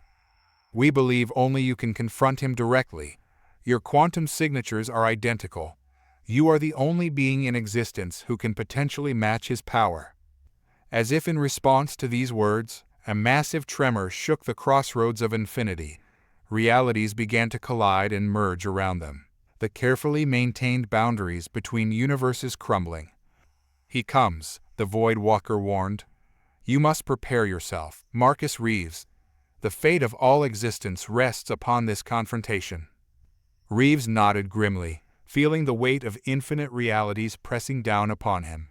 He had spent centuries living as a singular being, cherishing the limitations and experiences of a mortal life. Now, he would have to embrace the full extent of his quantum nature once again. As he opened himself to the cosmic energies swirling around him, Reeves felt his consciousness expanding beyond anything he had ever experienced. He saw the entirety of the multiverse spread out before him, an endless fractal of possibilities and potentials. And there, at the heart of the cosmic storm, he sensed his other self, the quantum tyrant, a being of pure will and unrestrained power, tearing through the fabric of reality in his quest for ultimate dominion. Reeves steeled himself for the confrontation to come. This was more than a battle between two versions of the same being. It was a clash of philosophies, a war between unity and diversity, between cosmic power and the beauty of limited, mortal existence. As the crossroads of infinity shuddered under the quantum tyrant's approach, Reeves made a silent vow. He would protect the multiverse, preserve the infinite diversity of existence, no matter the cost to himself. The final battle for the fate of all realities was about to begin, and Reeves now stood as the last line of defense against the ultimate threat, a threat born from his own untaken path. The crossroads of infinity erupted in a maelstrom of cosmic energies as the quantum tyrant made his entrance. Reality itself seemed to warp and bend around him, entire universes flickering in and out of existence with each step he took. His form was a terrifying mirror of Reeves' own, but twisted and amplified by unrestrained power. So, the tyrant's voice boomed across the dimensional nexus. My lesser self has finally arrived. Have you come to witness the birth of a new, perfect reality? Reeves stood his ground, drawing upon the vast quantum energies surrounding him. I've come to stop you, he declared, his voice carrying the weight of countless lives and realities. This madness ends here. The tyrant laughed, a sound that sent shockwaves through nearby dimensions.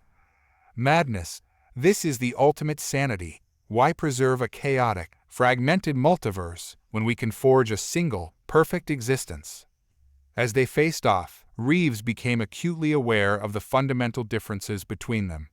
Where the tyrant sought to impose order through domination, Reeves had learned the value of diversity and free will. His centuries living as a mortal in a young universe had taught him the beauty of limitation and growth. The battle began without warning. The tyrant lashed out with tendrils of pure quantum energy, each strike threatening to erase Reeves from existence. Reeves countered, using his own mastery of quantum mechanics to phase between states of being, narrowly avoiding obliteration. As they clashed, the very fabric of the crossroads began to unravel. Realities collided and merged around them, creating impossible hybridizations of different universes. Reeves caught glimpses of familiar faces, Chen, Zax, the Oracle, all twisted into new forms by the cosmic upheaval. You're destroying everything, Reeves shouted, deflecting a blast that would have annihilated an entire galaxy. Can't you see the harm you're causing? The tyrant's form swelled, encompassing entire dimensions. Destruction is merely the prelude to recreation. Once all is undone, I will remake existence as it should be, perfect, unified, under my control. Reeves realized that reasoning was futile. The tyrant was beyond logic, driven by an insane desire for absolute power. This battle would not be won through force alone. He needed a different approach. Drawing upon his experiences in the young universe, Reeves began to weave a new strategy. Instead of merely defending against the tyrant's attacks, he started to redirect them, using the chaotic energies to stabilize the collapsing realities around them. The tyrant, in his single-minded pursuit of dominance, failed to notice the subtle shift. With each massive attack, Reeves guided the energy to reinforce the multiverse's structure, slowly but surely halting the convergence. "Why won't you fall?" the tyrant roared in frustration, his attacks growing more frenzied. Reeves, his form now a conduit for the combined energies of countless realities, spoke with the voices of infinite beings. "Because I remember what you've forgotten. The strength of the multiverse lies not in unity, but in diversity, not in control, but in freedom." As he spoke, Reeves felt the support of every life, every consciousness across the multiverse. They lent him their strength, their hopes, their dreams. He became an avatar not of domination, but of collective will. The tyrant, sensing the shift in power, launched a final, desperate assault. He poured every ounce of his being into a single, reality-shattering blast. Reeves met the attack head-on, not with force, but with acceptance.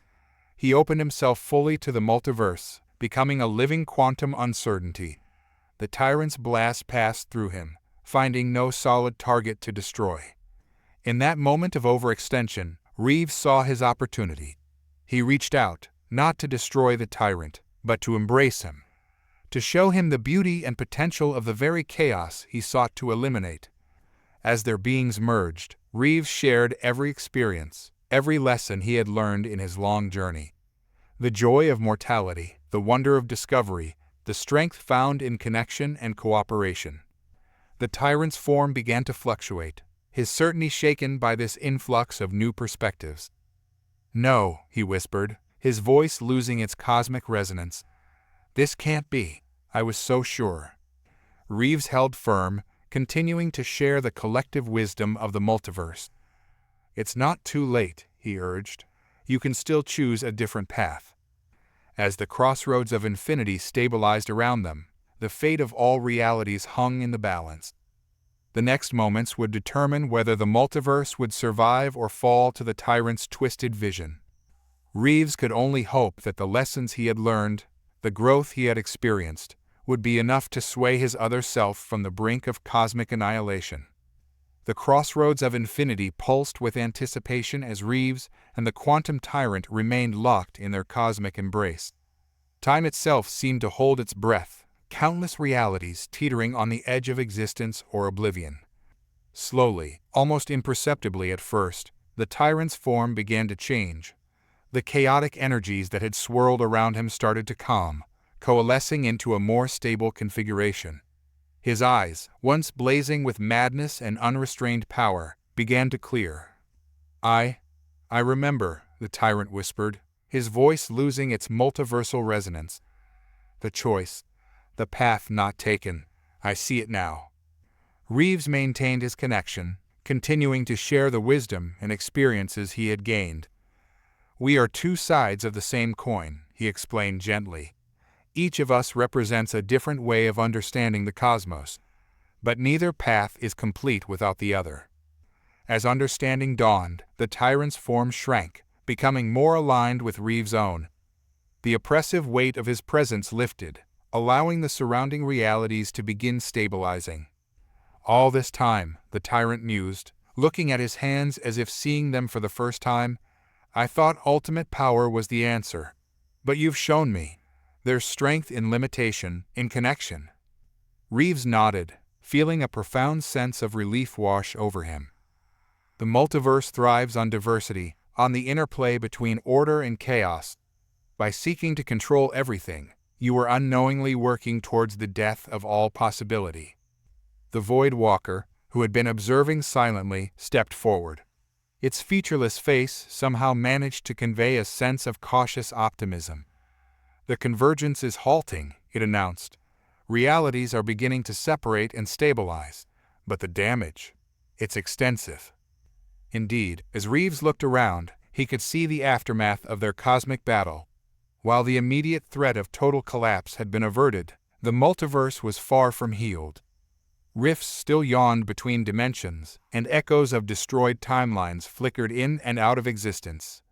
The former tyrant, now more a reflection of Reeves than an adversary, spoke up. "I caused this," he said, his voice heavy with regret. "I have to make it right." Reeves considered their options. The task of repairing the multiverse seemed almost as daunting as saving it had been. But perhaps not alone, Reeves decided.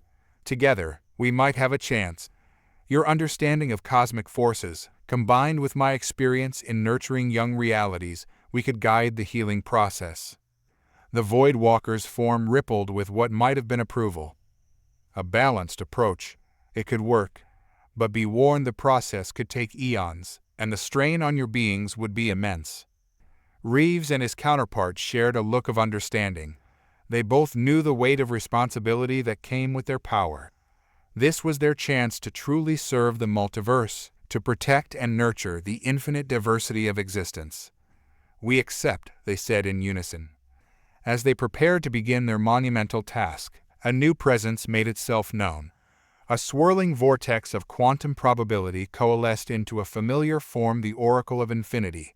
But somehow more, she seemed to exist across multiple planes simultaneously, her consciousness spanning the breadth of the multiverse. "Arbiters," she greeted them, her voice carrying the wisdom of countless realities. "Your choice here marks a new chapter in the story of existence. But remember, even as you work to heal the cosmos, life in all its forms will continue to evolve and face new challenges." Reeves nodded, understanding the implicit warning. They couldn't control everything, nor should they try. Their role would be to guide and protect, not to dominate. With a shared sense of purpose, Reeves and his counterpart began their work. They reached out across the damaged multiverse, their combined consciousness spanning infinite realities. Slowly, carefully, they started to mend the rifts between dimensions, to stabilize fluctuating timelines, and to guide the evolution of fledgling universes. As they worked, Reeves couldn't help but reflect on the journey that had brought him here. From a captain facing an alien invasion, to a quantum being shaping a young universe, and now to a custodian of the multiverse itself. Each step had taught him valuable lessons, preparing him for this ultimate responsibility. The quantum convergence that had threatened to end all existence had instead become a catalyst for healing and growth. And as Reeves and his other self continued their cosmic labor, they knew that the adventure of existence, in all its infinite wonder and possibility, was far from over. It was, in many ways, only just beginning. Eons passed as Reeves and his counterpart, now working in harmony, tended to the wounded multiverse. Time lost all meaning as they traversed countless realities, mending rifts and guiding the evolution of new universes. Their consciousness expanded to encompass the vast tapestry of existence, yet they never lost sight of the individual threads that made it whole. As they worked, they encountered remnants of collapsed timelines, quantum echoes, as the Void Walkers called them. These fragments of potential realities drifted through the cosmic void, each one a poignant reminder of what had been lost and what could have been. "We can't simply discard them," Reeves mused, observing a particularly vibrant echo that contained glimpses of a reality where Earth had evolved into an aquatic paradise. Each one represents infinite possibilities, lives that never got the chance to fully exist. His counterpart, once the quantum tyrant, but now a balanced reflection of Reeves himself, nodded in agreement. "Perhaps we can integrate them, weave them into the fabric of recovering universes, give them a chance to flourish in new contexts." And so they did. With painstaking care, they began to incorporate the quantum echoes into developing realities. A fragment of advanced technology here, a strand of unique evolutionary paths there. Each addition was calculated to enrich and diversify the universes they tended, without overwhelming their natural development. As they worked, Reeves found himself drawn back to the young universe he had helped shape for centuries. New Nexus had weathered the convergence crisis, thanks in large part to the efforts of Zax and the quantum touched. But the experience had changed them, accelerating their evolution in unexpected ways. Reeves and his counterpart materialized in the heart of New Nexus, their forms shimmering with barely contained cosmic energy. The city had grown, its quantum architecture now spanning multiple planes of existence simultaneously. Zax approached, his form more fluid and abstract than Reeves remembered. "Arbiter," he greeted, his voice resonating across quantum frequencies. "Or should I say, Arbiters? Your return was foretold by the Oracle." Reeves smiled, feeling a surge of pride at how far his proteges had come. "We're not here to reclaim our position, Zax. You've proven more than capable of leading in our absence. We've come because we need your help." Zax's form pulsed with curiosity. "How can we assist beings such as yourselves?" Reeves' counterpart stepped forward. "The multiverse is healing, but slowly.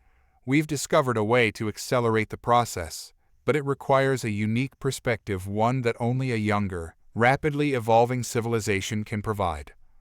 They explained their plan to create a new class of cosmic custodians, beings who could traverse the multiverse and help guide the integration of quantum echoes into developing realities.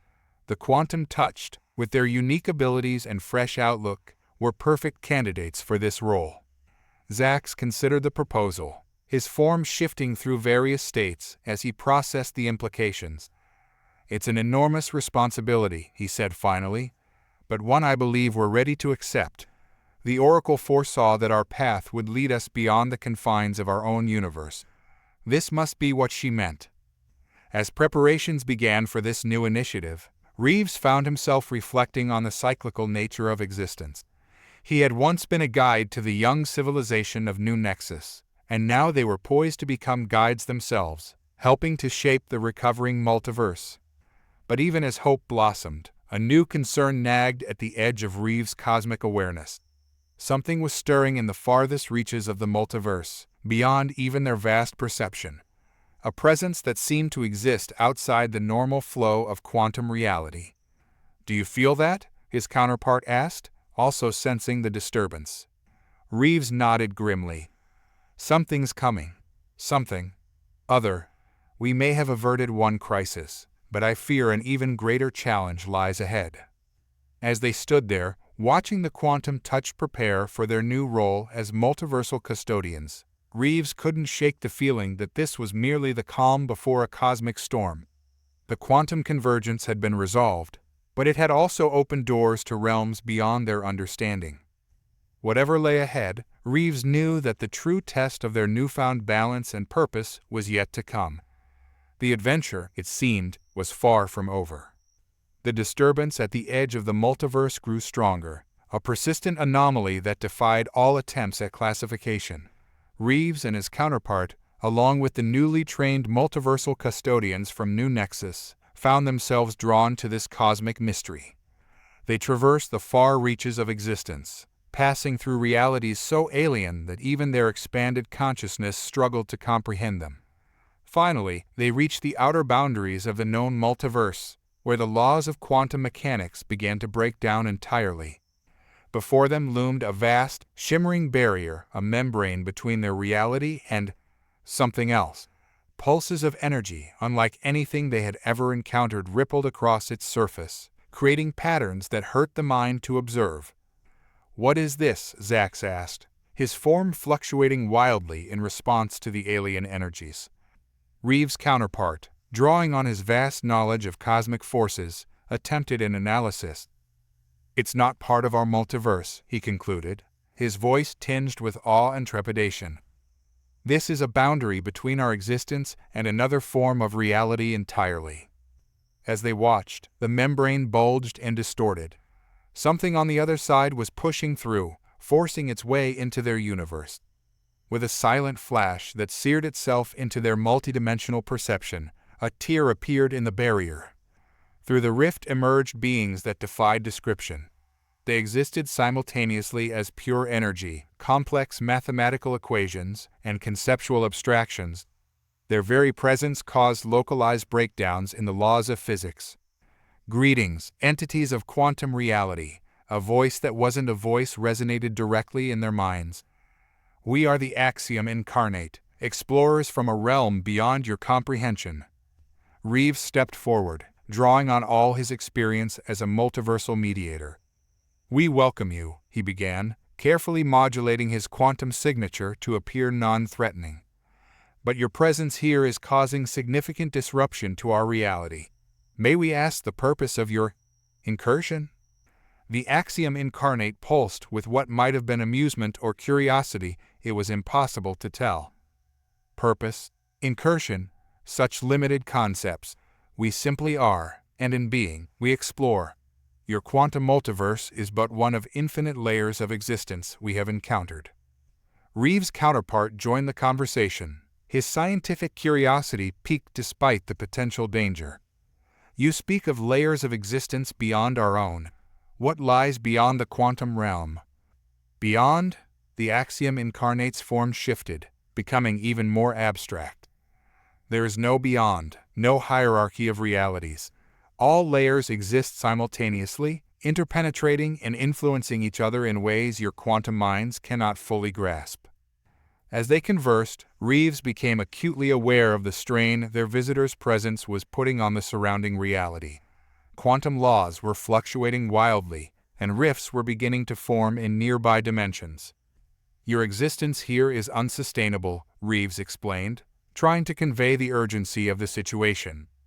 "Our realities are incompatible. If you remain, you could unintentionally cause the collapse of our entire multiverse." The Axiom Incarnate pulsed with what might have been concern. "Unintended destruction is not our way, yet we cannot simply leave. The knowledge we have gained, the experiences we have shared, they have changed us. We are now entangled with your reality." Reeves and his counterpart shared a look of understanding. They faced an impossible dilemma: how to preserve the integrity of their multiverse while respecting the existence of these new beings. Zax, who had been observing silently, suddenly spoke up. "What if? What if we could create a buffer zone? A realm between realities where our visitors could exist without causing harm to either side." The idea sparked a flurry of quantum calculations among the group. It was audacious, perhaps even impossible, but it just might work. "It would require restructuring the very edge of our multiverse," Reeves mused, his mind racing with possibilities. "Creating a space that obeys neither our laws nor theirs, but something in between." His counterpart nodded, already beginning to weave complex quantum equations. "A monumental task, but one we're uniquely suited for. With the help of the quantum touched and our visitors' cooperation, we might just pull it off." As they began to outline their plan, Reeves couldn't help but marvel at the situation. Once again, they found themselves at the forefront of cosmic evolution, facing challenges that would reshape their understanding of existence itself. The quantum convergence had led them here, to the very edge of known reality, and now they stood poised to bridge the gap between fundamentally different forms of existence. The task ahead was daunting, the consequences of failure unimaginable. But as Reeves looked at his assembled team, a mix of quantum beings, multiversal custodians, and entities from beyond comprehension, he felt a surge of hope. This was what existence was all about: growth, discovery, and the endless expansion of understanding. Whatever challenges lay ahead, they would face them together, continuing the grand adventure of cosmic exploration. The creation of the buffer zone was a task that defied conventional understanding of space, time, and reality. Reeves, his counterpart, and the team of Quantum Touched worked in perfect synchronization with the Axiom Incarnate, weaving a new fabric of existence at the very edge of the multiverse. Zax took charge of coordinating the Quantum Touched, his fluid form shifting rapidly as he directed the flow of energies. "Focus on maintaining quantum coherence," he instructed. "We're not just building a space, we're creating a new set of laws that can accommodate both realities." Reeves and his counterpart acted as the primary anchors, their vast consciousness spanning the divide between quantum reality and the alien existence of the Axiom Incarnate. They became living conduits, translating the incomprehensible concepts of one realm into forms that could be integrated into the other. As they worked, the membrane between realities began to warp and expand. A new space blossomed into existence, shimmering with possibilities. It was a realm where the rigid laws of quantum mechanics met the fluid abstractions of the axiom incarnate's reality, creating something entirely new. Fascinating, one of the axiom incarnate entities pulsed, its form fluctuating between pure energy and complex mathematical structures. This buffer zone, it's allowing us to perceive your reality more clearly, while also maintaining our own integrity. Reeves nodded, his consciousness stretched to its limits as he helped maintain the delicate balance of the new realm. And it's giving us insights into your form of existence as well. This could be the beginning of a profound exchange of knowledge. As the buffer zone stabilized, unexpected phenomena began to emerge. Hybrid entities formed spontaneously, beings that were part quantum construct and part abstract concept. New forms of energy swirled into existence, defying classification in either reality. We're witnessing the birth of an entirely new form of existence, Reeves' counterpart marveled, his scientific curiosity overriding the strain of their monumental effort. But even as they celebrated this cosmic breakthrough, a new challenge arose. The buffer zone, in its newborn state, began to expand rapidly, threatening to encroach on both the quantum multiverse and the realm of the axiom incarnate. It's unstable, Zax warned, his form flickering with alarm. The interaction between our realities is creating a cascading effect. If we don't contain it, the buffer zone could overtake everything. Reeves realized with a start that they had underestimated the power of their creation. In trying to bridge two forms of existence, they had inadvertently given birth to a third one that threatened to supplant them both. "We need to establish boundaries," he called out, his voice resonating across multiple planes of reality. Not walls, but flexible limits that will allow the buffer zone to exist without expanding uncontrollably.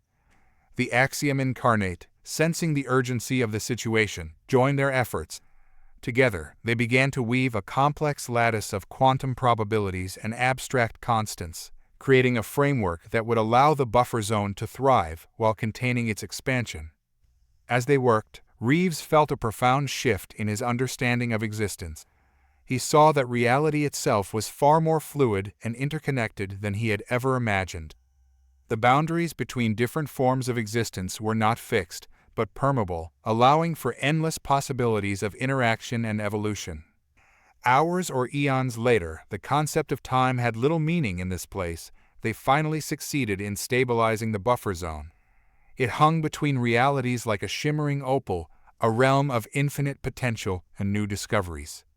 As the immediate crisis passed, Reeves turned to address the assembled beings from both realities. "What we've created here is more than just a solution to a problem. It's a gateway to a new era of cosmic understanding. This buffer zone can serve as a meeting place, a neutral ground where different forms of existence can interact and learn from each other." The axiom incarnate pulsed with agreement. "We foresee great advancements coming from this collaboration. The exchange of knowledge between our realms will lead to evolutionary leaps beyond anything we could achieve in isolation." Zax and the other quantum-touched looked on in awe, their forms shimmering with excitement at the possibilities that lay before them. "What's our role in this new paradigm?" Zax asked. Reeves smiled, feeling a surge of pride in how far his proteges had come. "You are the bridge builders, the diplomats between realities. Your ability to adapt and understand different forms of existence makes you uniquely suited to facilitate this grand exchange of knowledge." As they began to discuss the implications of their creation and plan for the future, Reeves couldn't help but reflect on the journey that had brought them here. The quantum convergence, which had once threatened to destroy everything, had instead led to an expansion of existence beyond anything they could have imagined. The adventure, it seemed, was entering a new and even more exciting phase. The boundaries of reality had been redrawn, and the possibilities were truly infinite. As the buffer zone stabilized and the immediate crisis passed, a new era of multiversal exploration and cooperation dawned. Reeves, his counterpart, and the team of Quantum Touched found themselves at the forefront of an unprecedented cosmic exchange. The buffer zone became a hub of activity, a nexus where beings from quantum reality, the realm of the axiom incarnate, and the new hybrid entities that had spontaneously emerged could interact and share knowledge. It was a place where the impossible became possible, where the very concepts of existence were constantly redefined and expanded. Reeves took on the role of primary mediator, his unique experiences allowing him to bridge the gap between vastly different forms of consciousness. He found himself translating abstract mathematical concepts from the axiom incarnate into quantum algorithms that could be applied in his home reality, while also helping quantum beings understand the fluid, conceptual nature of the other realm. One day, as he was deep in discussion with a group of hybrid entities about the nature of causality across different planes of existence, Reeves felt a familiar presence materialize beside him. It was the Oracle of Infinity, her form now even more complex and multifaceted than before. "Arbiter Reeves," she greeted him, her voice resonating across multiple levels of reality simultaneously. "Your actions have once again reshaped the cosmic landscape, but I fear our challenges are far from over." Reeves turned his full attention to the Oracle, sensing the weight of her words. "What do you foresee?" The Oracle's form shimmered, projecting a series of quantum probabilities into the space around them. The buffer zone, while a marvel of cosmic engineering, has created ripples across the multiverse. Realities that were once separate are now becoming aware of each other. The barriers between dimensions are growing thin. As Reeves processed this information, he began to understand the implications.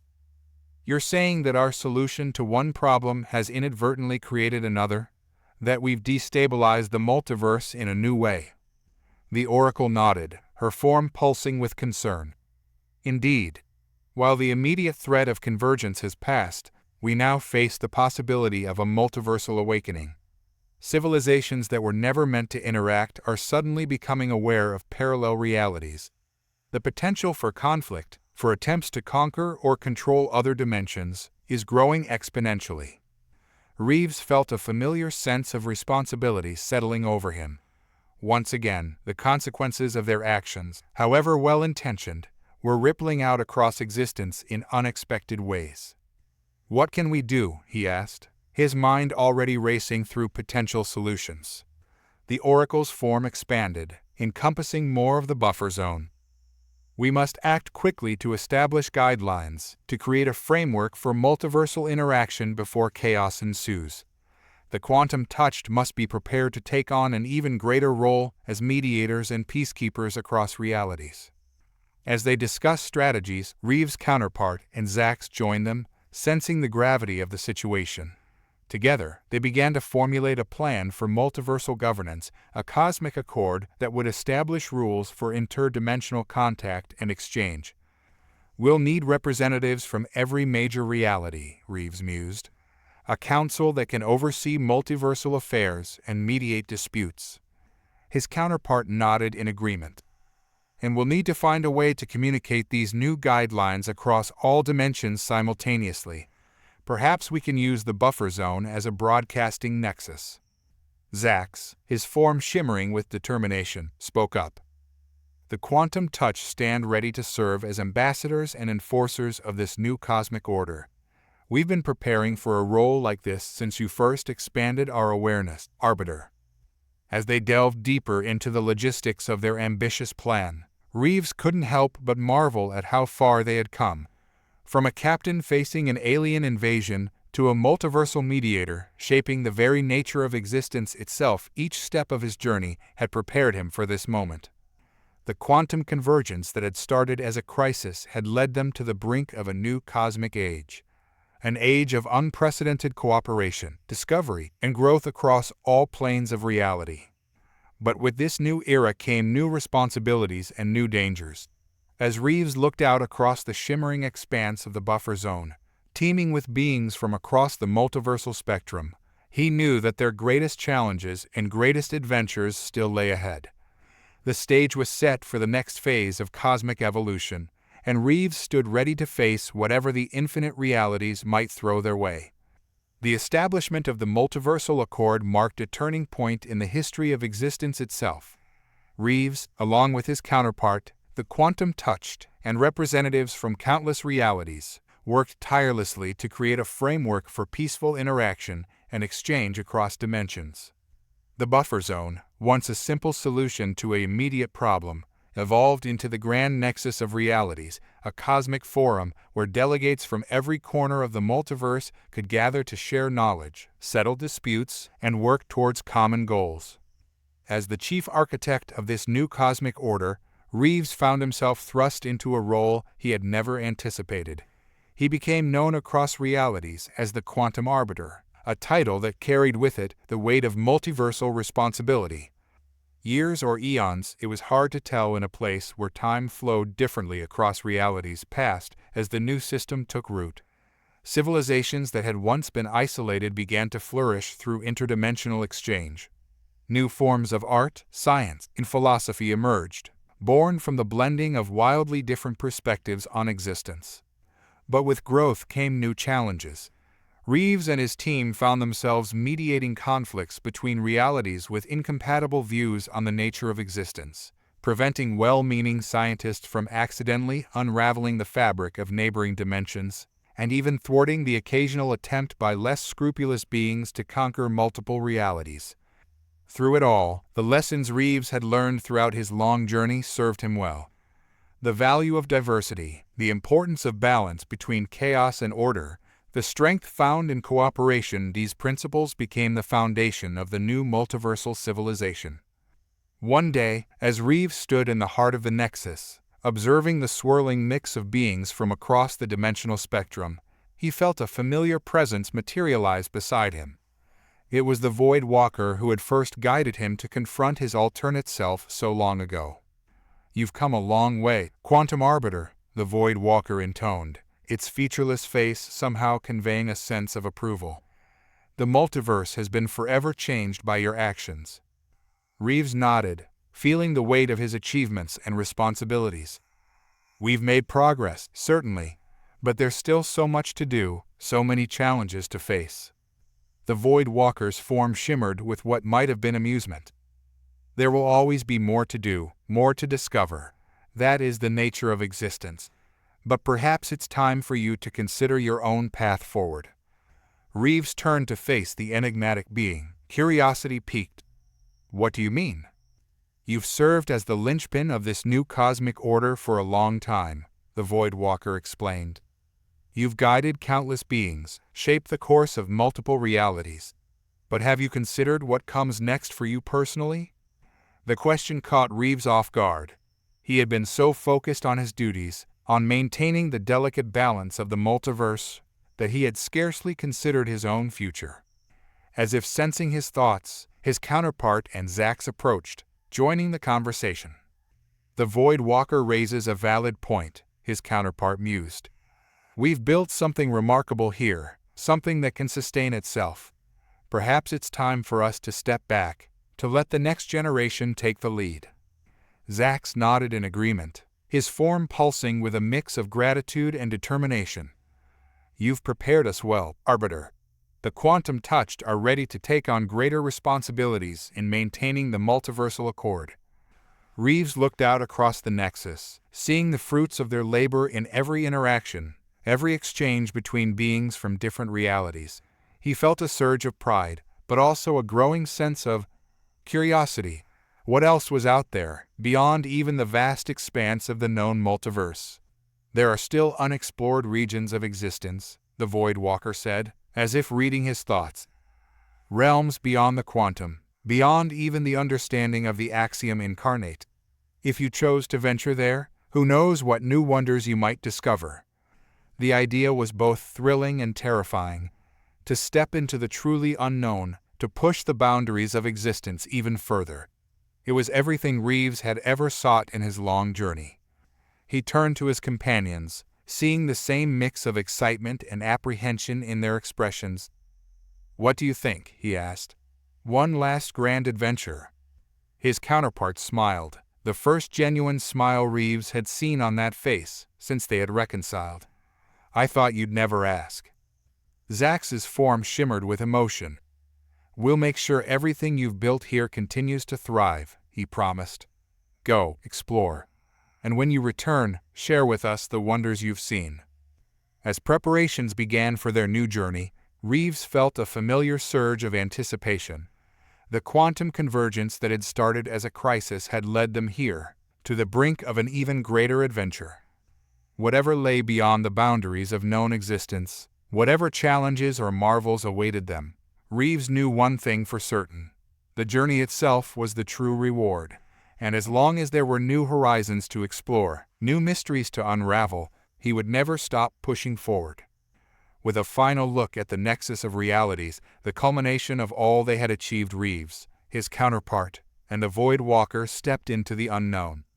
The next chapter of their cosmic odyssey was about to begin, and the multiverse held its breath in anticipation of what they might discover. The adventure, as always, continued.